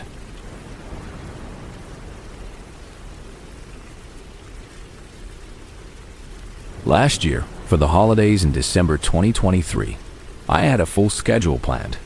I'm the kind of person who loves the festive season, not just for the family time, but for the chance to see all my friends and let loose a little. I had 3 different parties to attend on the same day, a chaotic but exciting marathon of socializing. Because it was such a special occasion, I decided to go all out. I spent hours on my makeup, getting the perfect glittery eyeshadow, and I wore a new dark green velvet dress that I had been saving. I felt confident and beautiful, which, as I would soon learn, can be both a blessing and a curse. I started the day with my family, a loud, cheerful gathering filled with good food and the familiar comfort of relatives I'd known my whole life. I stayed for a few hours before heading over to my best friend Amanda's house party. Her family is like a second family to me, and we had a great time catching up and laughing. I ended up staying there much longer than I had planned, and by the time I left for the third and final party at my boyfriend's family's house, it was already getting dark. The streetlights were on, casting a warm orange glow on the quiet suburban streets. As I was driving, I glanced down at my dashboard and my stomach sank. The gas needle was hovering just above empty. I had been so caught up in the day's events that I had completely forgotten to fill up my tank. I debated for a moment whether I should just risk it and get gas later. The thought of showing up to my boyfriend's place, even later than I already was, filled me with anxiety. But then I imagined being stranded on the side of the road by myself, late at night, and the decision was made for me. I knew I had to get it then. The closest gas station was one I usually tried to avoid. It had a reputation. It was always crowded with loiterers, and I had been catcalled there more times than I could count. But it was right on my way, and I was in a hurry. I pulled into the brightly lit lot, the pumps buzzing under the large canopy. The first thing I heard when I stepped out of my car, the cold air hitting my bare legs, was a voice from a nearby car. "Hey, sexy, you got a really nice body." I didn't turn to look. I just gave a tight, awkward half smile in the general direction of the voice and focused on the task at hand. This was exactly why I hated this place. It had been mere seconds since I'd gotten out of my car. I'd put my credit card into the machine, but for some reason, it wasn't working. The screen kept flashing an error message, telling me it couldn't read my card. I tried it again and again, getting more and more frustrated. I just wanted to get my gas and leave. During this whole struggle, while I was jiggling my card and pushing buttons, I got catcalled 2 more times by different guys hanging out near their cars. I was starting to feel exposed and vulnerable, like I was on display. My pretty dress suddenly felt like a liability. Just then, an old, beat-up junk car pulled up to the pump next to me. It was a serious wreck, a rusted-out sedan that looked like it was being held together with duct tape and hope. One of the back doors wasn't even a whole door. It was a mismatched panel held on with what looked like a bungee cord. I got a bad vibe from the car and the man driving it. I decided to give up on the faulty pump and just go inside to pay the cashier. The guy driving the junk car got out at the same time and started walking towards the store as well. I felt him getting way too close to me from behind, so when I reached the door, I quickly opened it and held it for him, letting him go in first. I just didn't want him walking behind me. He mumbled something about how sweet I was, but his eyes lingered on me in a way that made my stomach turn. He looked like he was on hard drugs, with sunken cheeks and twitchy, unfocused eyes. He was around my age, which was 21, and that somehow made it even creepier. I waited in line, feeling his lingering stare on my back. It was less aggressive than the catcalls, but somehow more unnerving. When I finally got up to the cashier, he gave me a lazy, disinterested look. "Oh, I can't give you gas," he said with a smirk. Why the hell not?" I asked, my patience completely gone. He started making some stupid excuse about how he couldn't sell to fans of a rival football team, pointing at the small logo on my purse. I was in no mood for jokes. "Dude, I'm just trying to get out of here. Can you please just hurry up?" I gave him a look so dirty that he finally started ringing me up. But he was slow, deliberately so, trying to make small talk about random things I didn't care about and have already forgotten. I finally paid and walked back to my car, my keys clutched tightly in my hand.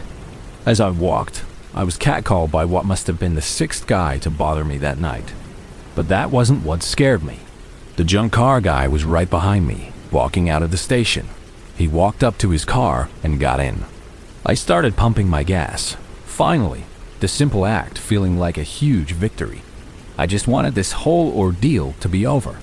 I heard the door of the junk car close.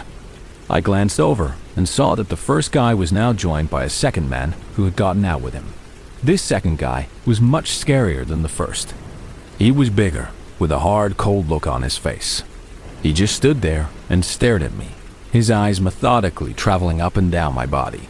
My heart started pounding in my chest, a frantic, panicked rhythm. He started walking towards me, slowly rounding the front of his car, his eyes never leaving mine. He was just about to round the pump when I heard a loud shout from behind me. Another guy, hanging out the window of a large van, was catcalling me. He was saying some really perverted, graphic things as his van rounded the corner of the station. Then there was a deafening crunch of metal on metal. The van guy, completely distracted by his own harassment, had crashed head-on into a Mustang that was trying to pull out of a parking spot. The second junk car guy literally jumped back at the loud noise, his attention momentarily broken. I took about a second to process what had just happened. The crash had created a chaotic, perfect diversion. Without another thought, I stopped the gas, yanked the nozzle out, and jumped into my car as fast as I possibly could. I threw it in reverse and sped out of there, my tires screeching. As I was leaving, I saw the 2 creepy guys from the junk car. They were screaming with laughter, pointing at the crash and then at me. They were yelling, "Look what you did! You just made him crash." They thought it was the funniest thing in the world. I didn't stop driving until I was miles away. I had only managed to get about $4 worth of gas in my tank, but I didn't care. I wouldn't have stayed there for a second longer. My body was shaking, and I felt a bizarre combination of emotions. I was crying from the fear, but I was also laughing hysterically at the sheer absurdity of the situation. I actually had to pull over and just scream in my car to get rid of the frantic energy coursing through me. The thing that shocked me the most was that the gas station was packed with people, but no one seemed to care about the constant harassment. I called my dad as soon as I felt safe, but I could barely tell him the story through my maniacal laughter and tears. After that night, my boyfriend always goes with me to get gas. If he knows I'm heading to a station near him, he'll drive over and wait in the parking lot just to make sure I'm okay. I have never gone back to that gas station again, and I've never worn that green velvet dress since.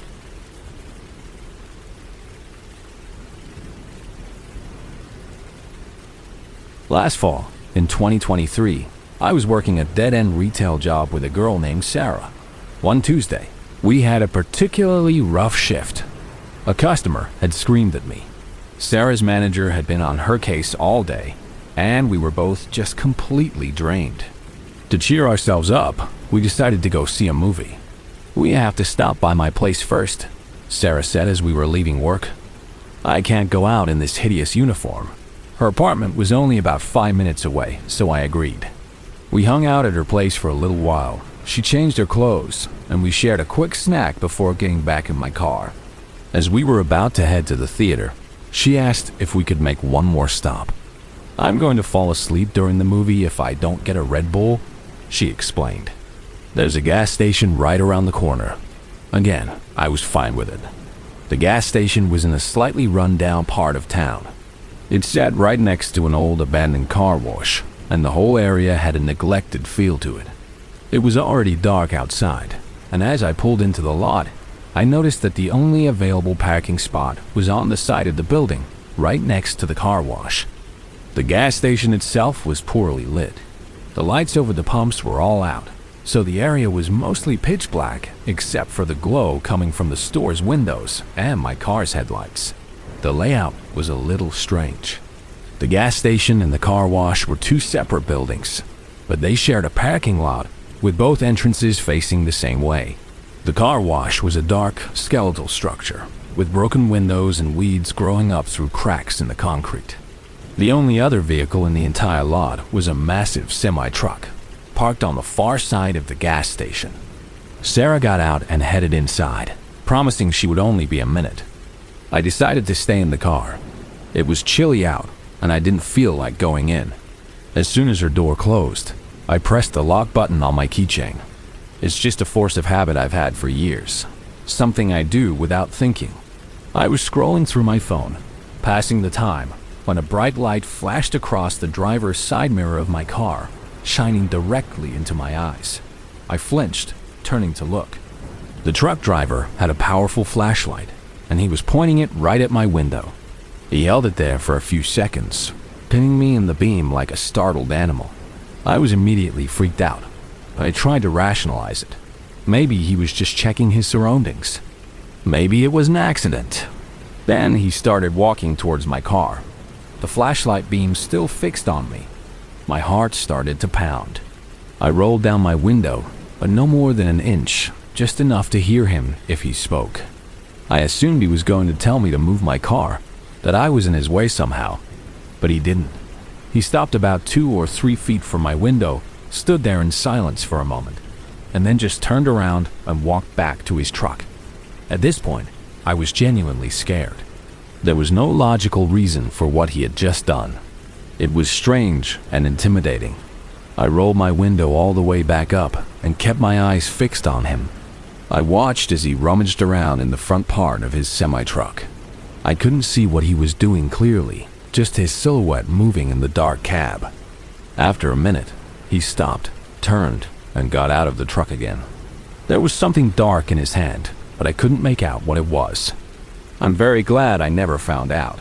He started walking towards my car again, faster this time. He was saying something, his voice a low, angry mumble that I couldn't understand through the glass. He came right up to my driver's side door and, without hesitation, tried to open it. He pulled on the handle. It didn't budge. He tried again and again, his pulls becoming more and more aggressive. He was really yanking on it now, shaking the entire car slightly. I was frozen in my seat, my mind racing. What was he trying to do? What did he want? Just then, the door of the gas station opened, and Sarah walked out, a can of Red Bull in her hand. She was walking towards my car when she saw the man trying to get in. She stopped dead in her tracks, her face a mask of fear and confusion. The guy saw her. As soon as he realized I wasn't alone anymore, his entire demeanor changed. He immediately let go of the door handle, turned without a word, and walked quickly back to his truck.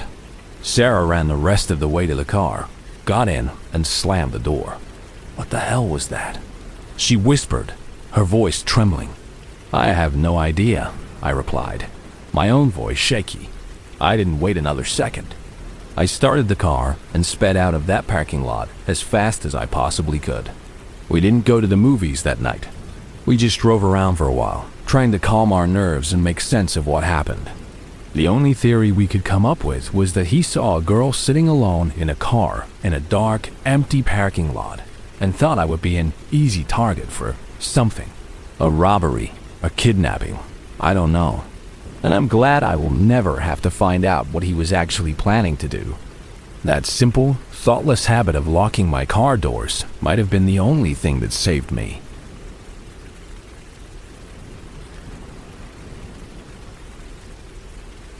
When I was 19, back in 2021, I was working at a dog boarding facility. It was a physically demanding job, full of barking, slobber, and the constant smell of disinfectant. But I loved the dogs.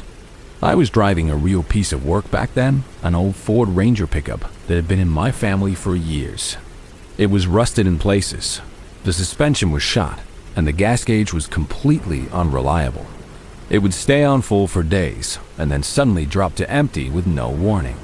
One evening after a long shift, I was driving home, feeling that familiar ache in my muscles from lifting heavy bags of dog food and wrestling with big, energetic shepherds. The closest gas station to the facility was a Walmart Murphy USR, a small standalone kiosk in the middle of a vast parking lot. I knew my truck was probably low on gas, even though the gauge disagreed, so I decided to play it safe and fill up. I pulled up to one of the pumps and put my card in the reader. I was tired and distracted, just going through the motions. I started pumping the fuel, leaning against the side of my truck and staring off into space, thinking about what I was going to make for dinner. The sun was setting, and the parking lot was starting to empty out as shoppers headed home. Suddenly, a very tall man came around the back of my truck and started talking to me. He just appeared out of nowhere, and his sudden presence made me jump. He was probably in his late 40s, with a weathered face and intense, pale blue eyes. He was friendly enough at first, making some comment about the weather. I gave him a polite but brief reply, hoping he would just move on. But he didn't. Instead, he did something that was so strange and presumptuous, it took me a second to even process it. He reached out, put his hand directly over mine on the gas nozzle, and took it from my grasp. He then proceeded to start pumping my gas for me, as if it was the most natural thing in the world. I was completely stunned. "Excuse me," I said, my voice coming out a little sharper than I intended. "What are you doing?" He smiled, a wide, confident smile that didn't quite reach his intense eyes. "A young lady like you shouldn't be pumping her own gas," he said, his tone condescendingly paternal. "I'm an adult," I told him, feeling a surge of irritation. "I'm perfectly capable of doing it myself. I really don't need anyone to do it for me." I tried to keep my voice even, but a defensive edge was creeping in. The situation was just so odd and unsettling. His hand had been warm and dry over mine, and the feeling of his skin against mine, of him physically taking control of the situation, made me deeply uncomfortable. He ignored my protest and went on, his smile never faltering. "So, you got a boyfriend?" he asked, his eyes scanning the empty parking lot. "Yes, I do," I said immediately. It was the truth, but even if it hadn't been, I would have said it. It's a sad reality that sometimes it's the only answer that will make a man back off. He looked around again, a theatrical gesture. "Well, where's he at?" "I don't see him here." The question was a challenge, a subtle accusation that I was lying. At this point, I was starting to feel a real flicker of fear. This wasn't just an overzealous gentleman. This felt calculated and strange. I started to mentally freak out, but I tried to keep my composure. "Sir," I said, my voice tight, "just because we're young, that doesn't mean we don't have to work every day. Just like you. My boyfriend can't be with me 24/7 because we're both busy trying to afford a place to live." The words just tumbled out of me, a frustrated, defensive tirade. His expression changed. He stopped pumping the gas and placed the nozzle back in the holster with a loud click. The friendly smile vanished, replaced by a flat, unreadable look. "You're right," he said, his voice now cold and clipped. He turned to walk away, then paused and looked back at me over his shoulder. "Well, have a good day. I really can't wait to bump into you again." The way he said it, with a low, deliberate emphasis on the last few words, sent a shiver down my spine. It didn't sound like a pleasantry. It sounded like a threat. He walked away then, disappearing between the rows of parked cars. I quickly finished pumping my gas, my hands shaking slightly. I got back in my truck and locked the doors, my heart pounding. I carried 2 knives with me at all times now, a small one in my pocket and a larger one in my trunk. I understand the concept of being a gentleman and wanting to help someone, but you should always ask first. You don't just put your hand on someone and take something from them. You don't just insert yourself into their space like that. And you definitely don't try to leave with a creepy parting shot when they explain why their boyfriend isn't glued to their side. That encounter was so unsettling, so much more than just a little creepy. I haven't seen him since, but I also don't drive that same truck anymore. And I never ever go to that gas station alone.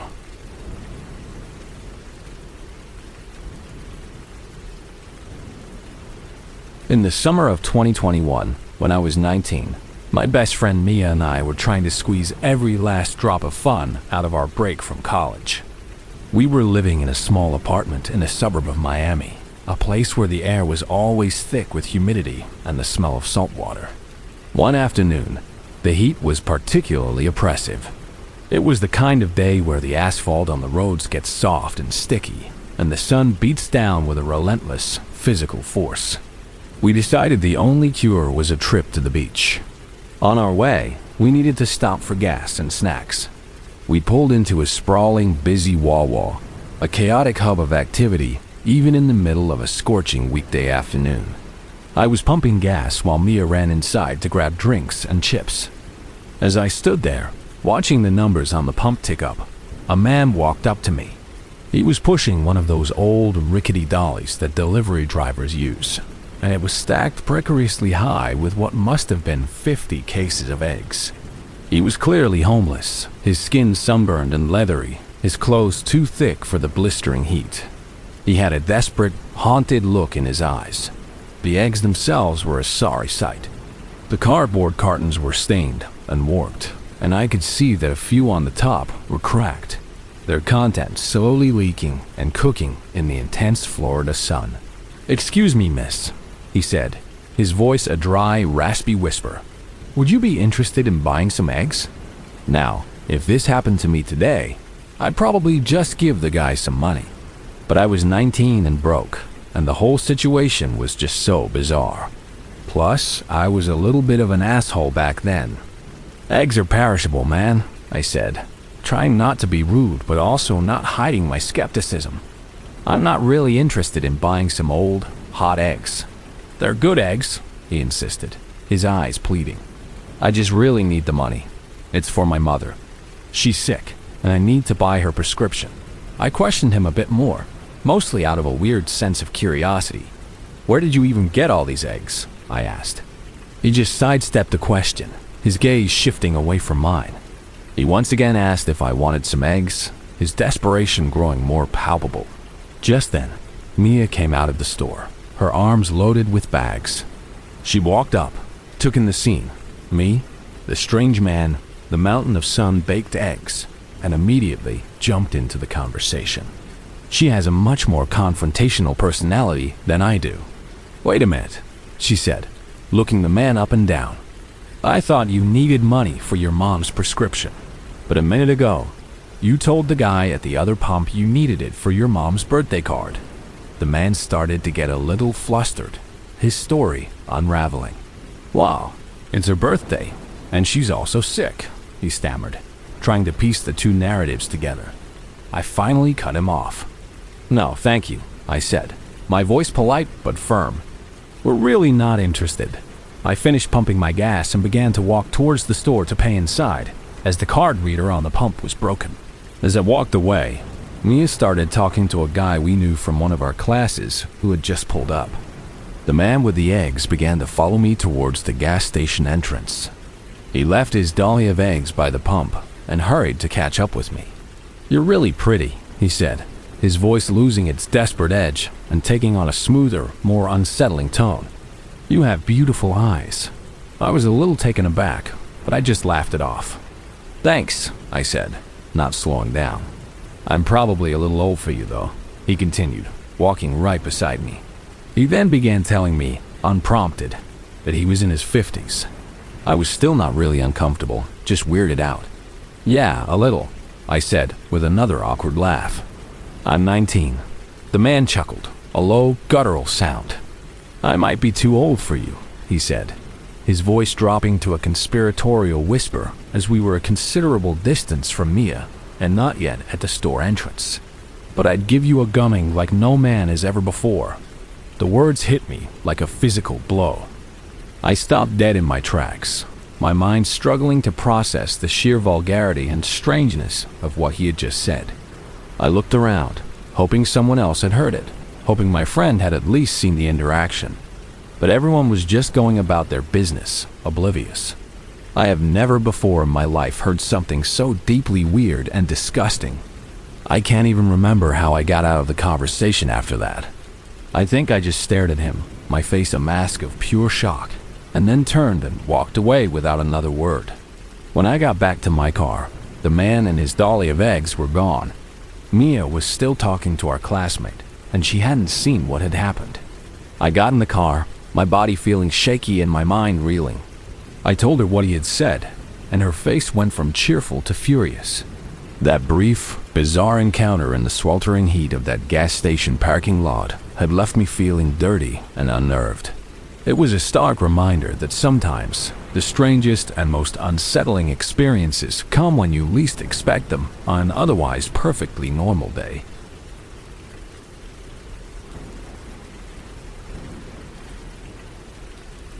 I'm 27 now, but this happened back when I was 19, during the summer of 2016. I was living in a small town in North Carolina, working the closing shift at a local diner. My nights ended around 1 in the morning, leaving me wired and exhausted at the same time. I had a routine. After locking up the diner, I would drive to the 24-hour Circle K on the edge of town. It was a brightly lit oasis in the otherwise dark, sleepy landscape of rural roads and pine forests. I'd go in, grab a large coffee and a prepackaged donut, and then drive home. The caffeine and sugar helping to unwind my brain from the hectic pace of the kitchen. It was a simple, quiet ritual that marked the end of my day. On this particular night, the air was thick and humid, the kind of summer night where the crickets are deafeningly loud. I pulled into the nearly empty parking lot, the only other vehicle being a beat-up, rust-colored pickup truck parked crookedly near the entrance. I didn't think anything of it. I went inside, the blast of cold air conditioning a welcome relief. The store was deserted except for the young guy behind the counter, who was half asleep, leaning on the counter and scrolling through his phone. I went through my usual motions, heading back to the coffee machines. I was filling up my cup, the smell of burnt coffee filling the air, when an odd-looking man approached me. He had come from the direction of the bakery case, where he'd been staring intently at the donuts. He was probably in his early 50s, with a gaunt, sallow face and thin, greasy brown hair that was balding on top. He was wearing a faded, stained flannel shirt, even though it was 80 degrees outside, and he had a strange, musty smell, like damp earth and old clothes. He stood a little too close to me, and I took a small step to the side, trying to create some distance. "That stuff will kill you," he said, his voice a low, gravelly rasp.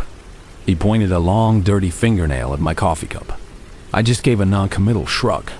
"Keeps me awake for the drive home," I said, hoping that would be the end of the conversation. It wasn't. He shuffled closer again. "You need something with more substance," he said, his eyes, which were glassy and unfocused, locking onto mine. "Something to build you up." My mom used to make the best stew. She called it little people soup. I had no idea what to say to that. I just nodded, trying to be polite while also desperate to get away. I put the lid on my coffee and started to walk towards the counter. He followed me, his worn-out work boots scuffing on the linoleum floor. "Have you ever had it?" he asked, his voice taking on an excited, conspiratorial tone. "Little people soup?" "No," I said, my voice barely a whisper. "Can't say that I have." I got to the glass case with the bakery items and was about to grab my usual glazed donut when he started to tell me exactly what it was. His voice dropped lower, and he leaned in so close I could feel his hot, sour breath on my neck. "It's a family recipe," he whispered, a strange, wet smile spreading across his thin lips. "My mom used to make it for me all the time when I was a boy. It's very easy. First, you get your stew going. You put in the carrots and the potatoes and all your regular vegetables. You let that simmer for a good long while." I just stood there, frozen, my hand hovering over the donuts. My mind was screaming at me to run, but my body wouldn't move. "Then," he continued, his voice full of a disturbing relish, "you go out and you find your little people. They're everywhere, if you know where to look. You grab them and you bring them back to the kitchen. Then you take some clippers, the big kind for toenails, and you clip off all their fingernails and all their toenails. They don't like that part much." He let out a soft, wet chuckle.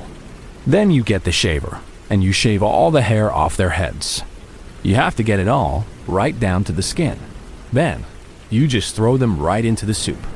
Adds a special kind of flavor you just can't get anywhere else." The blood in my veins turned to ice. An immense primal fear took over me, so powerful it was almost nauseating. It wasn't just the horrifying words he was saying, but the casual, matter-of-fact way he was saying them, like he was sharing a recipe for chicken noodle soup. The fight-or-flight response kicked in hard, and I knew, with every fiber of my being, that I had to get away from this man, right now. I turned and practically ran to the counter, leaving my coffee and the thought of a donut behind. The cashier looked up from his phone, a bored expression on his face. The odd man didn't follow me, but I could feel his glassy eyes on my back. I was fumbling for my wallet, my hands shaking so badly I couldn't get a grip on it. "You okay, man?" the cashier asked, his brow furrowed with a bit of concern. He must have seen the look of pure terror on my face. I couldn't form a coherent sentence. I just leaned forward and whispered, "That guy, he just told me. He told me about a soup with little people." The cashier's expression changed from boredom to a look of weary recognition. He glanced over at the man, who was now staring at a bag of chips with the same unnerving intensity he'd had when describing his soup. The cashier looked back at me and shook his head slightly. "Don't worry about it, man," he said in a low voice. "Just get out of here. Go home. Don't worry about paying." I didn't need to be told twice. I mumbled a thank you and bolted for the door. I ran to my car, got in, and locked the doors, my heart pounding so hard I could feel it in my throat. I didn't look back to see if the man was watching me. I just started my car and sped out of that parking lot. The entire drive home, I kept checking my rearview mirror, half expecting to see that rusty pickup truck following me. Every shadow on the side of the road looked like a figure waiting for me. That night, I learned that some of the most terrifying monsters in the world don't live in the movies. They stand right next to you at the coffee machine in a quiet gas station in the middle of the night. I never went back to that Circle K again.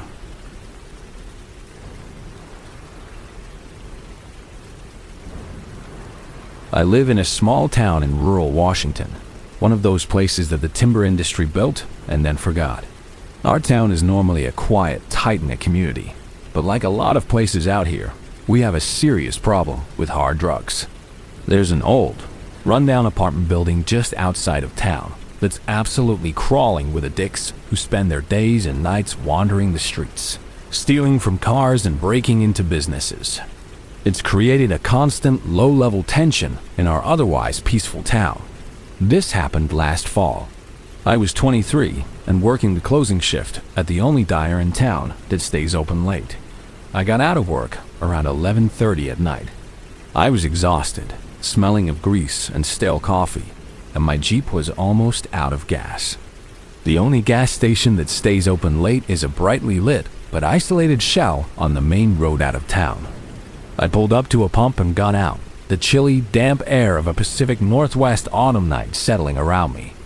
As I started walking towards the store to prepay, I noticed a rusty old BMX bike leaned up against the side of the building. My stomach immediately dropped. A bike like that, left out late at night, is usually a sign that one of the tweakers from the rundown building was in there. I took a deep breath and continued to walk in, hoping I was wrong. To my pleasant surprise, the store was completely empty, besides myself and the cashier. I figured maybe whoever owned the bike was just in the washroom. If I was fast enough, I thought I could pay and be back in my Jeep, pumping gas, before they even came out. I know it sounds like I'm judging people who ride bikes, but after seeing so many CCTV pictures of sketchy people on bikes breaking into places on my town's community Facebook page, you learn to be a little more cautious. I paid for my gas and headed back out to my car. I didn't hear the bathroom door open, but I still found myself speed walking to the pump. I just wanted to fill up and get the hell out of there. It was late, it was dark, and a heavy blanket of anxiety covered me as I stood outside alone. I eventually got back to my car and started to unscrew my gas cap. I have one of those old-fashioned caps that completely screws off, and I usually just set it on my back bumper while I'm fueling up. As I went to set it down, I caught a glimpse of a man in my peripheral vision. He was leaning against the gas pump directly across from me. My heart immediately started to race. He wasn't wearing a gas station uniform, and there were no other cars fueling up other than mine. I looked at him more directly as I debated whether to turn around and press the button for regular gas. I didn't want to look away from him, to give him the chance to approach me without me being aware of it. He was just standing there, perfectly still. He was tall and incredibly lanky, with his hands shoved deep into the pockets of a dirty hoodie. He was staring right at me. I tried to position myself between the pump and my car, but the way I had parked made it difficult to maneuver the nozzle. My heart was beating a frantic rhythm against my ribs, and all I could think about was what he could possibly want, what he was doing just standing there in the dark. After what felt like years of contemplation, I turned around, almost slammed the button, and started to pump the gas. I kept my eyes low, trying to watch his movements out of the corner of my eye, but there weren't any. He just stood there, stiff and unmoving, with his eyes fixed on me from about 5 feet away. My tank was almost on empty, and I knew the painfully slow pump would take a few minutes to fill it up.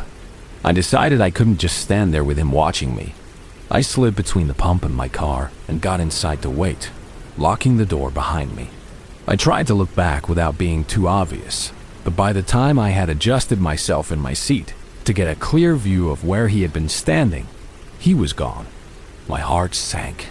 In those few seconds, he had seemingly vanished from his lurking spot.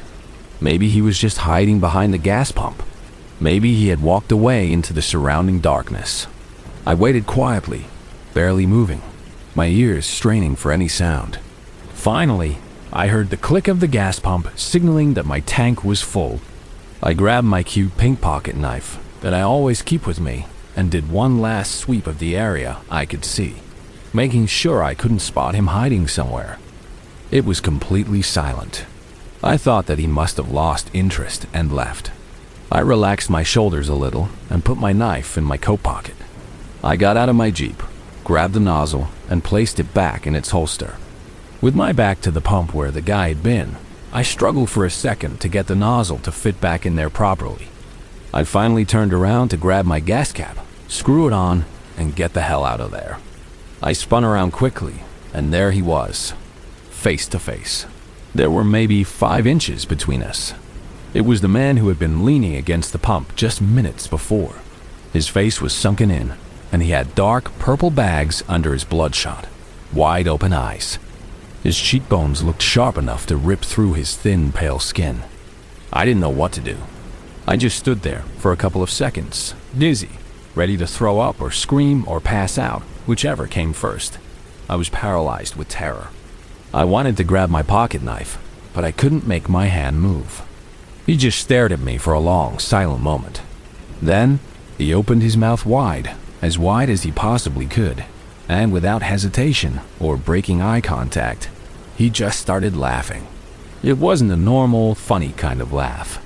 It was a hollow, joyless, stereotypical evil murderer laugh, like something out of a horror movie.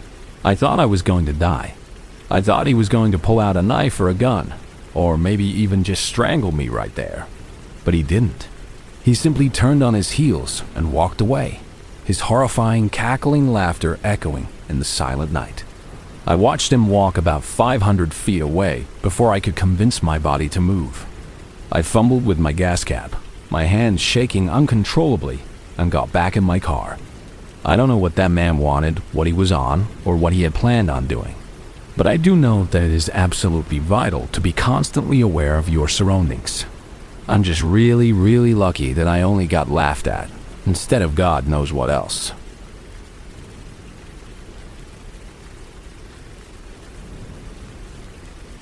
I worked the night shift at a 24-hour gas station on the outskirts of Phoenix.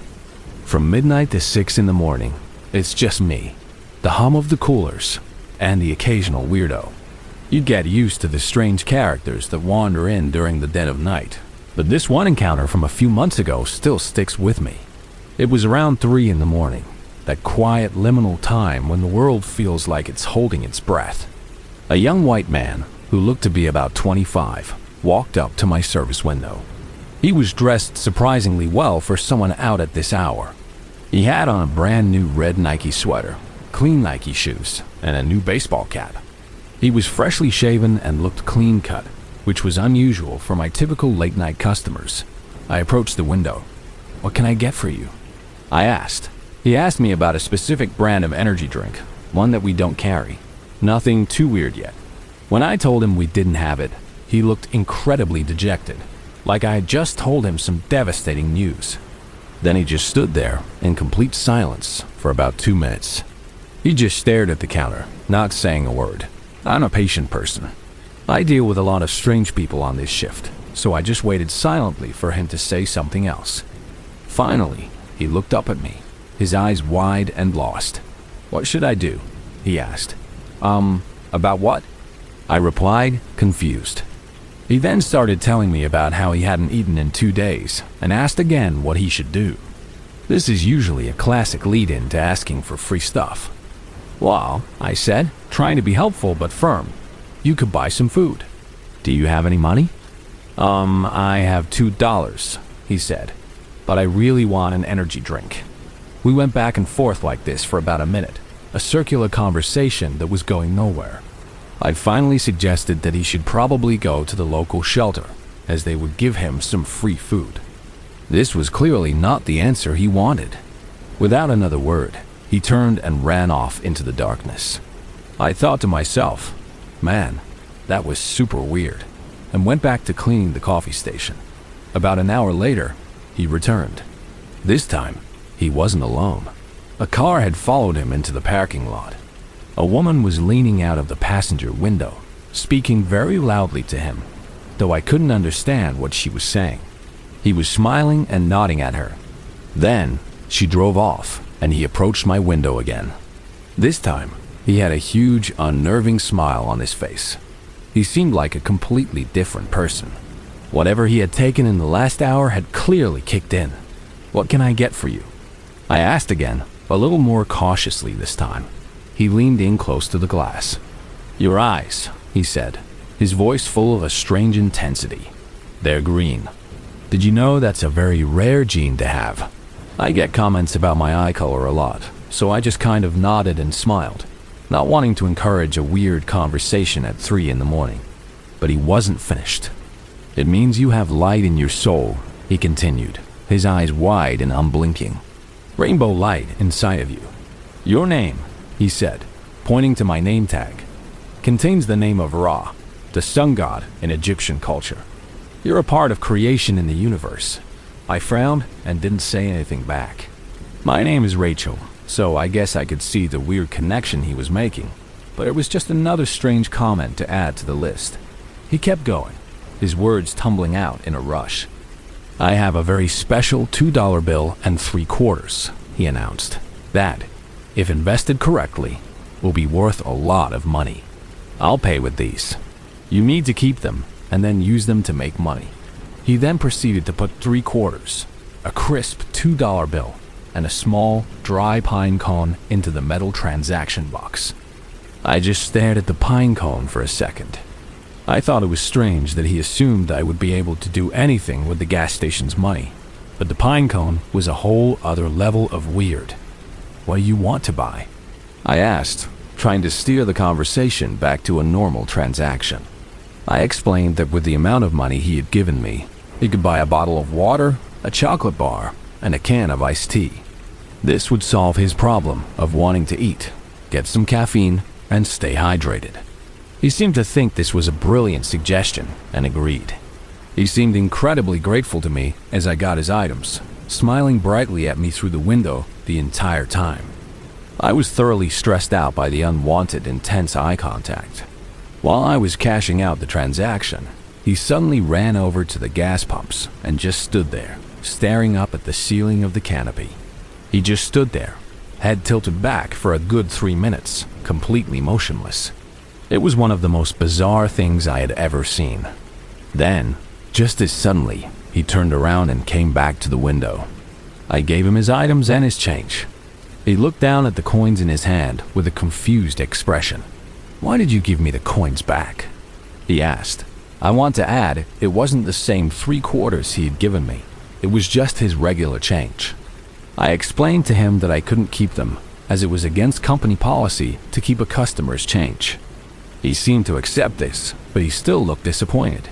Then, with a final wide smile, he bolted, running in the direction of the highway that runs right in front of my work.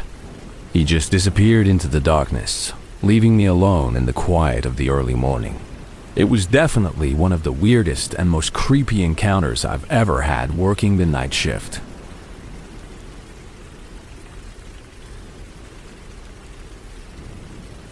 I was 21, home from college for winter break in December of 2021. I lived with my parents in a suburb of Detroit, and we were in the middle of a nasty snowstorm. The kind of storm where the snow comes down in thick, wet flakes, muffling all sound and turning the world into a blurry, monochromatic landscape. The roads were a treacherous mess of slush and ice. My mom is not a fan of driving in the snow, so when she ran out of cigarettes late one night, she asked me if I could drive her to the gas station. It was a chore, but I wasn't doing anything, so I grabbed my keys and followed her out to the car. The cold air hit my face like a slap. It had to be in the low teens, and the wind was whipping the snow around, making it hard to see. The nearest gas station was only a 5-minute drive away, but given the conditions, it took us closer to 10, my old sedan slipping and sliding on the icy pavement. When we finally pulled into the gas station parking lot, it was completely empty. The bright lights of the store cast a lonely, isolated glow on the swirling snow. I parked as close to the entrance as I could so my mom wouldn't have to walk far. She got out and made her way inside, a small, bundled figure disappearing into the warmth of the store. I left the car running for the heat and started browsing on my phone, waiting for her to be done. Through the large front windows, I could see her standing in line, the only customer in the place. A few minutes later, as I saw her finally approach the register, a big black pickup truck pulled into the parking spot right next to my car. It was a massive lifted truck with dark tinted windows, the kind that feels aggressively oversized. I found it a bit unusual, given that the entire parking lot was empty. There was no reason for them to park right next to me, but I just chalked it up to them wanting to be close to the entrance too. No one got out of the truck. I glanced over a few times, a little uneasy, but I couldn't see inside through the dark tint. I looked up to see my mom walking out of the entrance, heading back to the car. As she got closer, I glanced over at the truck's passenger side window again. This time, I could just make out a figure sitting in the passenger seat, a large, dark silhouette, and they were facing directly in my direction, watching me. My mom opened the car door and got inside, shaking the snow from her coat. "What are you looking at?" she asked, noticing my gaze. I told her about the truck pulling up a few minutes ago, right after she got to the register, and how nobody had gotten out. At first, she dismissed it, suggesting maybe they were just waiting for someone. But when I mentioned seeing the figure in the passenger seat staring at us, she started to get the same spooked feeling I had. "Just back out of here, Leo," she said, her voice tight with a sudden anxiety. "Let's just go." As soon as I put the car into reverse and began to back up, the passenger door of the truck swung open violently and slammed into the side of my car with a loud crunch. A tall, very heavily built man stepped out of the truck. As soon as the door made contact with my car, I hit the brakes. The man stood there for a moment, throwing his hands up in a mock gesture of surprise, and then he just stared in my direction, his face a hard, angry mask. I didn't know what to do. I had never been in an accident before. My mom was sitting right next to me, and we had both clearly seen that the door had not been opened until we were already moving. It was no accident. It was deliberate. The man walked slowly up to my window and just stood there, looming over my small car. I cracked my window just an inch. The cold air rushed in. "I'm sorry," I said, my voice shaking a little, "but I didn't see your door open as I was backing out." He didn't say anything about the accident. He just stared at me with cold, hard eyes. "Roll down your window a little bit more," he said, his voice a low, gravelly command. "I can barely hear you." I knew this couldn't be true. It was dead quiet in the snowy parking lot. "I'd prefer to keep it cracked," I told him. "I don't want to let the cold air in." This seemed to enrage him. His face darkened, and his voice became an angry snarl. I said, "Roll down your window," he repeated, louder this time. I told him no again, and that's when things took a turn for the absolute worst. Without any warning, the man smacked my window, hard, with the palm of his hand. The sound was like a gunshot in the silent night. I jumped back, startled, and immediately rolled the window all the way up. My mom was yelling next to me, "Just go, Leo, back out and leave." But I was afraid of hitting the man, who was still standing right next to my car. He kept smacking my window over and over before he started punching it with his closed fist. It was at this point that I realized if I didn't get my mom and myself out of there, this guy was going to break the window and hurt us. I could see the cashier inside the gas station, on the phone, probably calling the police, but there was no way I could wait. The man was now kicking my door, the thuds vibrating through the car. It was like a switch had been flipped in his head, and he had just totally lost it. "Hold on," I told my mom. I slammed the car into reverse again and backed out as fast as I could, the tires spinning on the ice. I barely missed the guy by a few inches. As I pulled fully out of the parking spot, he ran out in front of our car and slammed his hands on the hood, his face contorted with rage. I sat there, frozen for a second, not knowing what to do. Then I wrenched the steering wheel to the side and sped around him, booking it out of the parking lot and back onto the treacherous road. I thought that was the end of it, but as we made our way down the road to a stoplight, I saw a pair of bright headlights fast approaching from behind. It was the same black truck. There appeared to be two people inside. The man I had encountered must have been the passenger. I told my mom it was them, and she started to freak out, calling my dad and letting him know what was going on. We were still about 10 minutes away from our house. and I knew there was no way I could get us there before these guys tried to ram us off the road. My dad told my mom to head towards our house and that he would get in his own truck and meet us halfway. As soon as the light turned green, I punched the gas and sped off, all caution about the icy roads gone. A few times, the car slid, and I knew it would only take one wrong turn of the wheel to lose control, but I wasn't going to slow down and let them catch up. After a few minutes of terrifying high-speed driving on the snow-covered roads, we saw headlights up ahead on the other side of the road. It was my father's truck. The black truck was still right behind us. I watched as my father cut across the median and pulled off to the side of the road. I started to slow down and pulled off behind him. As soon as I came to a stop, the same man from the passenger seat hopped out of the black truck and started making his way towards our car. Before he could reach us, both he and his driver stopped dead in their tracks at the sound of my father's voice, booming through the snowy night. "I suggest that both of you hop back in that truck and drive right on out of here," my dad said, his voice calm but full of menace. "Before I put a bullet in both of you." I could see my dad walking out into the light from our headlights. He had his 9mm pistol pulled and aimed right at the man's head. The man just stood there for a brief moment. Then he slowly backed away towards his truck. "You're really lucky you got here when you did," he said with a laugh, before jumping back into his truck. It quickly backed up and drove off in the other direction. I have no idea what those men's intentions were, or why that man acted the way he did. All I know is that if my father hadn't come for us, I hate to think what those men would have done to us on that dark, snowy road.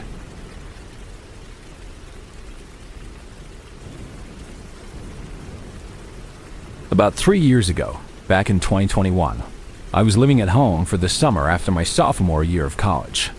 I was 20 years old at the time. One warm evening, my younger sister Maya, our friend Jenna, and I were all feeling incredibly hungry and decided to go out for sushi. We piled into my beat-up Toyota, laughing and blasting music. Just 3 girls excited for a night out. On the way to the restaurant, I glanced at my dashboard and noticed the gas light was on. I let out a groan of annoyance. "Sorry guys, we have to stop for gas first," I announced. I pulled into a brightly lit Wawa in a suburb just outside of Philadelphia. It was a busy place, with cars constantly coming and going, which usually made me feel safe. I parked at one of the pumps and told Maya and Jenna I would be right back. They stayed in the car, scrolling on their phones while I went inside to prepay. As I was walking across the parking lot towards the store's entrance, I noticed a man standing by a pickup truck parked near the building. He was staring at me, and a slow, creepy smirk spread across his face as our eyes met. He looked to be in his 40s, with a weathered face and thinning hair. I immediately looked away, quickening my pace, hoping to avoid any interaction. But it was too late. "Hey, beautiful," he yelled, his voice carrying easily across the lot. "Why aren't you smiling?" I felt a familiar wave of irritation and disgust. I get that comment a lot, and it never fails to make my skin crawl. It's not a compliment. It's a demand. I clenched my jaw and kept walking, pretending I hadn't heard him. I just wanted to get inside, pay for my gas, and leave. Just as I was about to reach for the door, I heard another voice, this one female and firm. "Don't tell her to smile. Leave her alone. She doesn't have to do anything for you." I stopped and turned. A young woman, maybe a few years older than me, was standing near the entrance, glaring at the man. She had her arms crossed and was standing her ground. The man just scowled at her before turning his attention back to his truck. I looked at the woman, my heart filled with a sudden immense gratitude. "Thank you," I said, my voice quiet but sincere. She just gave me a small, knowing nod and held the door open for me. To this day, I still think about her sometimes. It's so rare for a stranger to step in like that, and I will never forget her kindness. I walked into the store and got in line. It was pretty long, and I stood there patiently, tapping my foot and trying to shake off the unpleasant encounter. A few moments later, the door opened, and the same man from the parking lot walked in. My stomach dropped. He didn't get in line. He walked directly over to me. He got right up next to me, invading my personal space, and started touching me. His hand slid down my arm, his fingers rough against my skin. Then his other hand was on my lower back, rubbing in small, possessive circles. I froze for a second, completely shocked by his audacity. Then, a surge of adrenaline and anger washed over me. I pulled away from him sharply. "Get away from me," I said, my voice much louder than I intended. "I don't know you. Do not touch me, or I will defend myself." My outburst caused a scene. A few other customers in line turned to stare. The cashier looked up, his eyes wide. For a second, no one moved. The man leaned in close, his breath hot and sour against my ear. "You need to shut up," he whispered, his voice low and menacing. "So people don't think I'm a creep." The sheer nerve of his statement was astonishing. Suddenly, without another word, he turned and ran out of the store. But he wasn't leaving. He was running directly towards my car, where Maya and Jenna were still waiting, completely unaware of what was happening. A primal fear for their safety shot through me, overriding everything else. I abandoned my spot in line and sprinted out of the store after him. I saw him reach my car and yank open the back door where Jenna was sitting. He started to say something to them, leaning into the car. I didn't even think. I ran up behind him, grabbed a handful of his shirt collar, and yanked him backwards with all my strength. He stumbled back, caught off guard. As he turned to face me, his expression a mixture of surprise and rage, I balled up my fist and punched him right in the face. It was a clumsy, desperate punch, but it connected with his jaw with a satisfying thud. He staggered back, holding his face, a look of disbelief in his eyes. He started shouting at me then, calling me every vulgar name you can imagine. But he didn't try to touch me again. He just kept yelling as he backed away towards his own truck. He got in, slammed the door, and squealed out of the parking lot, leaving a trail of black rubber on the asphalt. I stood there for a moment, my hand throbbing, my body shaking with adrenaline. I got back in my car, and my sister and friend were both staring at me, their faces pale with shock. They had seen the whole thing from the moment he opened their door. We didn't get sushi that night. I just drove us home, the three of us talking over each other, trying to process what had just happened. I'm so glad that's all that happened, that he just left. But that incident changed me. I am so much more aware of my surroundings now. I learned that day that sometimes the only person who is going to stand up for you is you.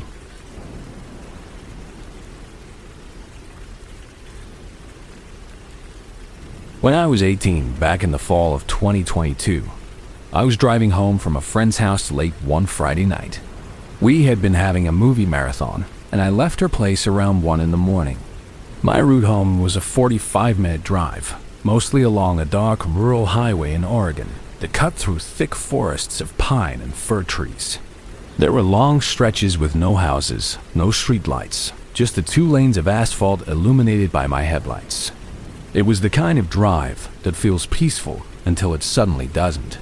About halfway home, a little orange light flickered to life on my dashboard. The low fuel warning. I let out a frustrated sigh.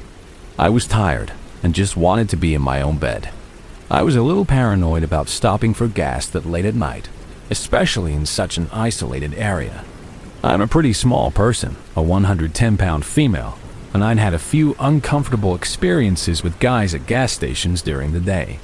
At night, that low-level anxiety was amplified tenfold. But I didn't have a choice. I knew I wouldn't make it home. The first gas station I came across was a small, independent place, an island of bright, fluorescent light in the overwhelming darkness of the forest. It was in a relatively open space, set back from the road, and looked clean and well-maintained. I figured it was as good a place as any. I pulled up to a pump, and before I even got out of the car, I did a quick check of my surroundings in my car mirrors. The lot was empty, except for my car. It was better that way, I thought. I got out and started the process of pumping gas. The air was cold and smelled of pine needles and damp earth. As I was messing with the card reader, a man came out of the convenience store. He looked completely normal. Maybe in his late 20s, wearing jeans and a college sweatshirt. He walked over to a spot a few feet away from the entrance and lit a cigarette, the orange glow of the lighter briefly illuminating his face. The pump I was at kept clicking off every few seconds, refusing to work properly. I jiggled the nozzle, took it out, and put it back in, getting more and more frustrated. I glanced over and saw the guy with the cigarette watching me, a small, amused smile on his face. He was laughing to himself. I assumed he was just entertained by the sight of a teenage girl struggling with a gas pump. It was annoying, but I didn't feel threatened. After getting maybe $1 worth of gas into my tank, I gave up. I decided to move to a different pump on the other side of the island. This is where my cautious nature, the thing my friends sometimes made fun of me for, probably saved my life. When I got back into my car to drive the 10 feet to the other pump, I locked my doors out of habit. It was a small, reflexive action, but it turned out to be the most important thing I did that night.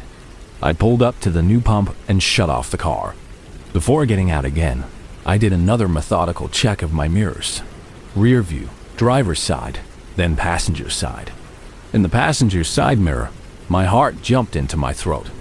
The man with the cigarette was walking towards my car, and he was moving quickly. He still had that smile on his face. He was heading for my driver's side window. I didn't want him standing right next to me, where he could easily reach in. Thinking fast, I rolled down the passenger side window just a few inches. He paused for a moment when he saw me do it, a flicker of something, annoyance maybe, crossing his face. Then the smile returned, and he walked around to the passenger side.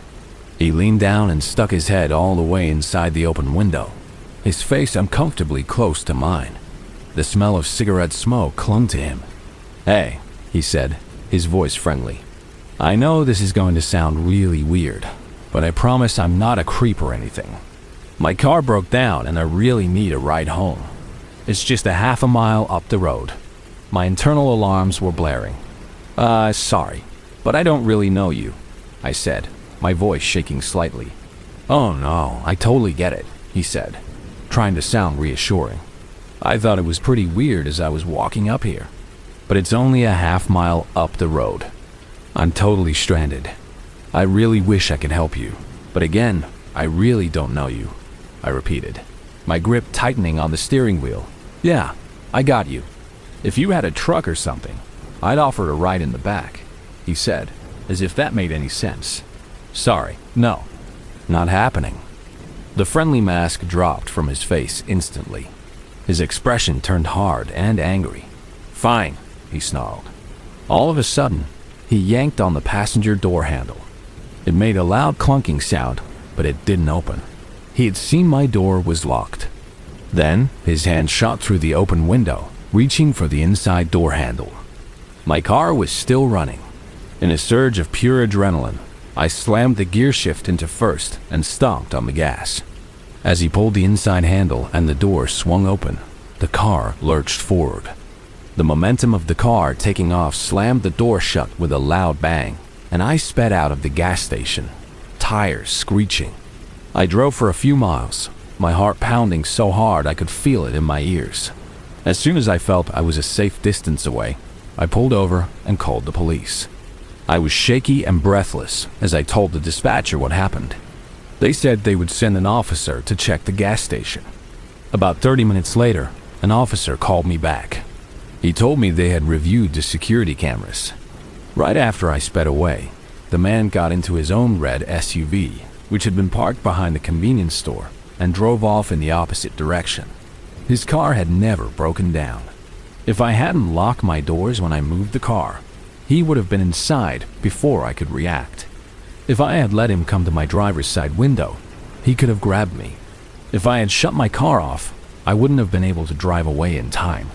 And if I hadn't checked my mirrors, I would have been outside my car when he approached.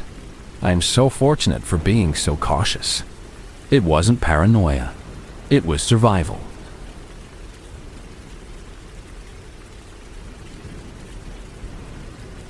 About a year ago, my mom, my younger sister Clara, and I were heading home from a late-night movie. It was around 11 o'clock on a weeknight.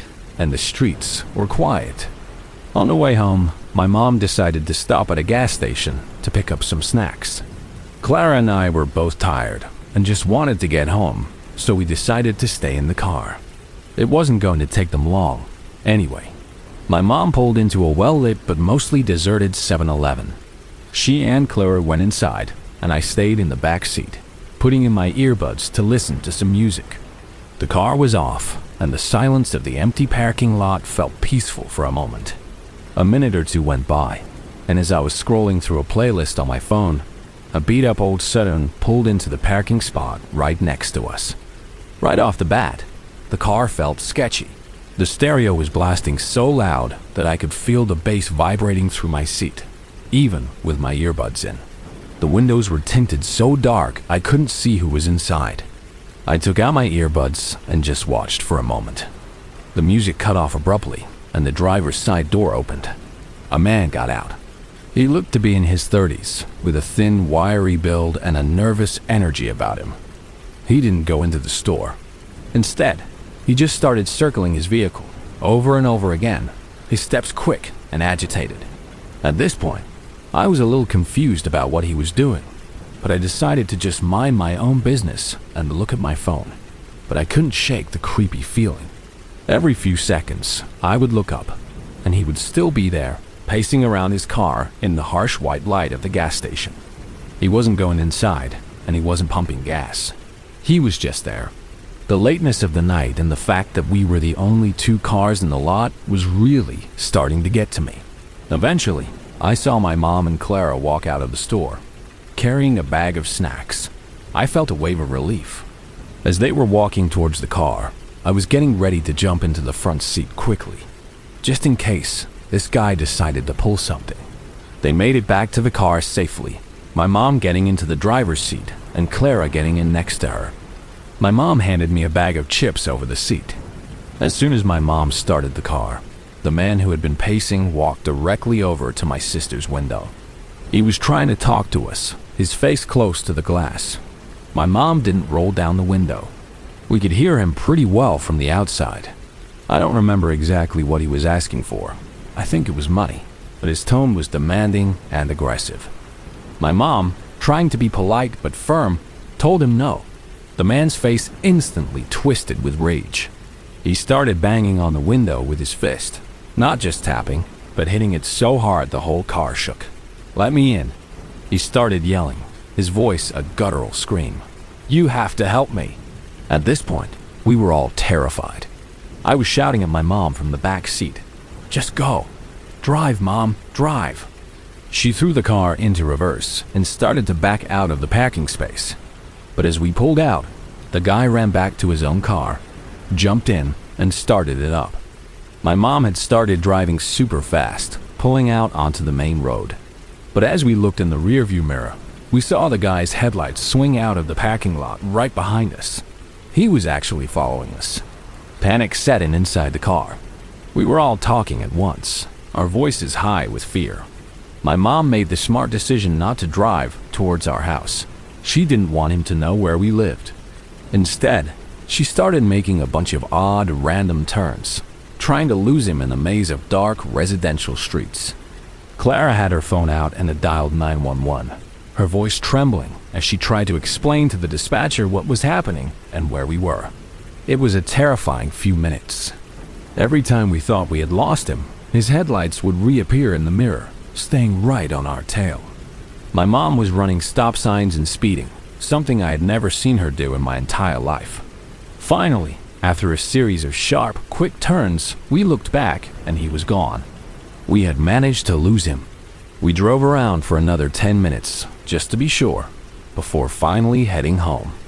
This was easily one of the scariest moments of my whole life. If you're ever at a gas station really late at night, please be so careful.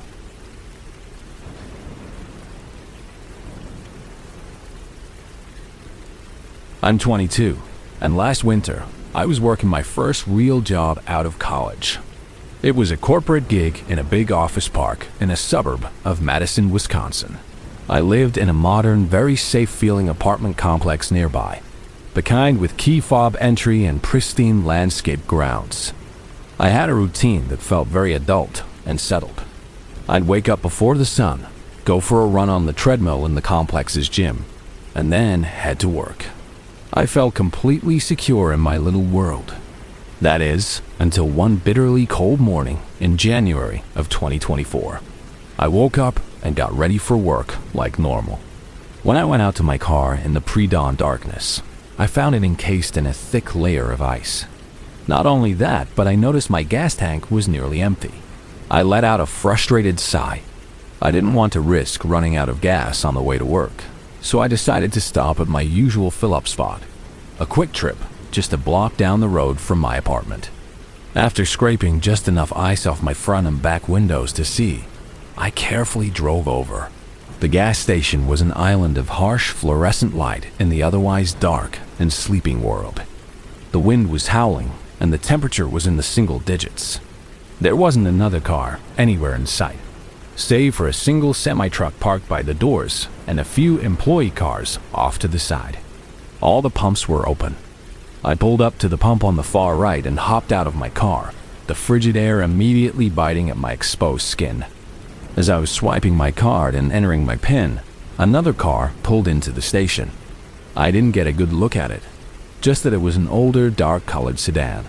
I barely paid it any attention until the car stopped right at the pump on the other side of my own. You know how the pumps are double-sided, serving 2 lanes. Of the 16 or so open pumps available, the driver chose the one directly connected to the one I was currently using. It was so close that if I reached out my arm, I could have touched their car. It was a strange choice, but I didn't think too much of it, at least not at first. I could hear the other driver getting out and swiping their card. I was freezing cold and just wanted to hurry. I turned around, put the nozzle in my car, and very foolishly, I decided to keep my back turned to them. I didn't want to make eye contact or have any kind of interaction, so I just tried to pretend that nobody else was there. I stared at the side of my icy car, watching my breath plume in the frigid air. Once my tank was full, I removed the nozzle and turned around, still keeping to myself, my eyes downcast. I finished the transaction on the screen and waited for my receipt to print. As the machine was whirring, I looked up casually, and I almost fell flat on the pavement. Peering around the corner of the pump, not 5 feet away from me, was a man. He was just standing there, staring at me. You know how sometimes people describe creepy people as having an inhuman quality? I never really understood that until that moment. The way this man looked at me sent a shiver down my spine that had nothing to do with the cold. His eyes were just cold. They were completely unyielding, without a flicker of emotion or curiosity. He wasn't blinking or moving, but his gaze was growing more and more intense with every passing second. There was something purely animalistic in the way he stared at me. I felt like a deer that had just looked up and found itself in the sights of a mountain lion. The hairs on the back of my neck stood up, and my instincts were screaming at me to run. This all took place in the span of just a couple of seconds, but it felt like a lifetime. I very quickly opened my car door. As I did so, the man moved his head, tilting it to the side in a slow, deliberate motion, trying to peer into my car. I didn't even think about it, but I think he was looking to see if I was alone. I intentionally blocked the view of the inside of my car with my body, and then closed the door very quickly. I locked it immediately, the click of the lock sounding deafeningly loud in the quiet morning. You know how earlier I mentioned that my car was nearly frozen over? By now, the front and back windows were mostly clear from the defroster, but the side windows were still almost completely iced over. There was just a single narrow strip of clarity in my driver's side window, a result of me having rolled it down a few moments prior in a futile attempt to clear it off. As I hastily buckled my seatbelt, my heart hammering against my ribs, I ventured a glance to my left, through that small, clear strip. The man was still there, still staring, but he had now inched closer. I could see more of his body than before. He was tall, with dark hair and a well-built frame, certainly much larger than me. He seemed a few years older than I was. Had it not been for those eyes, I might have even said that he was attractive. But those eyes, they were just haunting. I decided to do the only logical thing and get myself the hell out of there as fast as possible. I didn't want to give him a chance to follow me, and I certainly didn't want him knowing where I worked. So instead of turning towards my office, I turned in the opposite direction, my tires squealing on the icy pavement. I don't know if this man was just a creeper or maybe something much, much darker, but I don't ever want to find out. That silent, terrifying encounter in the freezing darkness completely shattered my sense of security. I no longer feel safe in my quiet little world.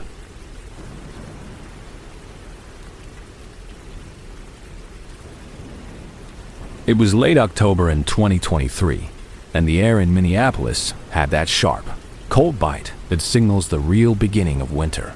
My best friend, Liam, and I had been out at a club in the North Loop, a part of the city full of old brick warehouses that had been converted into trendy bars and restaurants. We had a great time, but by 1 in the morning, the music was too loud, the crowd was too much, and I was pretty drunk. I had driven us there, so Liam, who had wisely stuck to soda all night, was going to drive my car home. All we needed before the drive was some greasy food and a bottle of water. We left the loud, pulsing atmosphere of the club and walked a few blocks to a 24-hour convenience store. The streets were mostly empty, with the silence broken only by the distant sound of traffic and the rustling of dry leaves blowing across the pavement. The bright, sterile light of the store was a harsh contrast to the darkness outside. As soon as we walked in, I felt that familiar, slightly dizzy craving for something salty and terrible for me. I was laughing about something stupid Liam had said as I headed for the chip aisle, not really paying attention to my surroundings. That's when a guy approached me. He couldn't have been much older than me, maybe mid-20s. And he had that slick, overconfident look some guys get when they've been drinking. He stepped in front of me, blocking my path to the Doritos. "Hey, I just wanted to say you look really pretty tonight," he said, his voice a little too loud in the quiet store. In my drunken state, I didn't think much of it. It felt like the kind of harmless, if slightly annoying, compliment you get at a bar. I mumbled a quick thanks, smiled politely, and tried to step around him. I just wanted to find some snacks and get home. But he didn't move. He just stood there, watching me as I continued down the aisle. I grabbed a bag of chips and moved on to the coolers for a drink, and I could feel his eyes on me the whole time.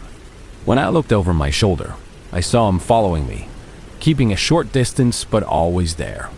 A small flicker of annoyance started to replace my drunken good mood, but I just shrugged it off. Some guys just don't know when to quit. Liam met me by the coolers, and we picked out our drinks. The guy was still lingering a few aisles away, pretending to look at candy bars. I didn't say anything to Liam.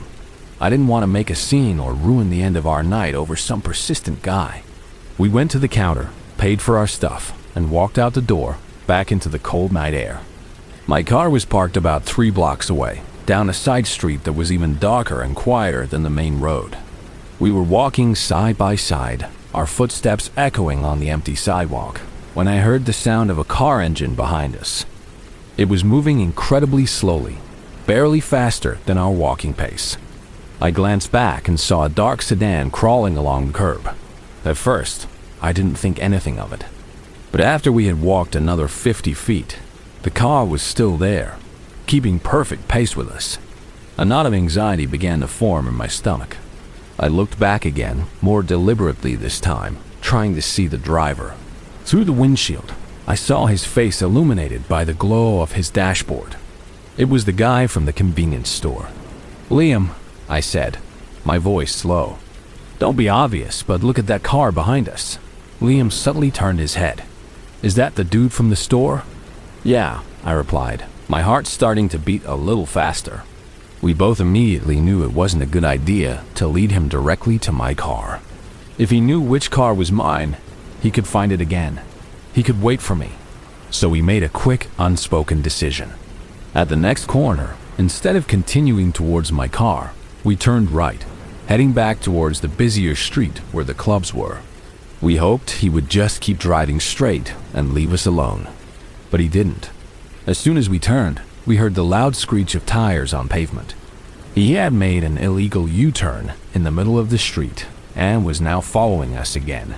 The casual annoyance I had felt in the store was now gone, replaced by genuine fear.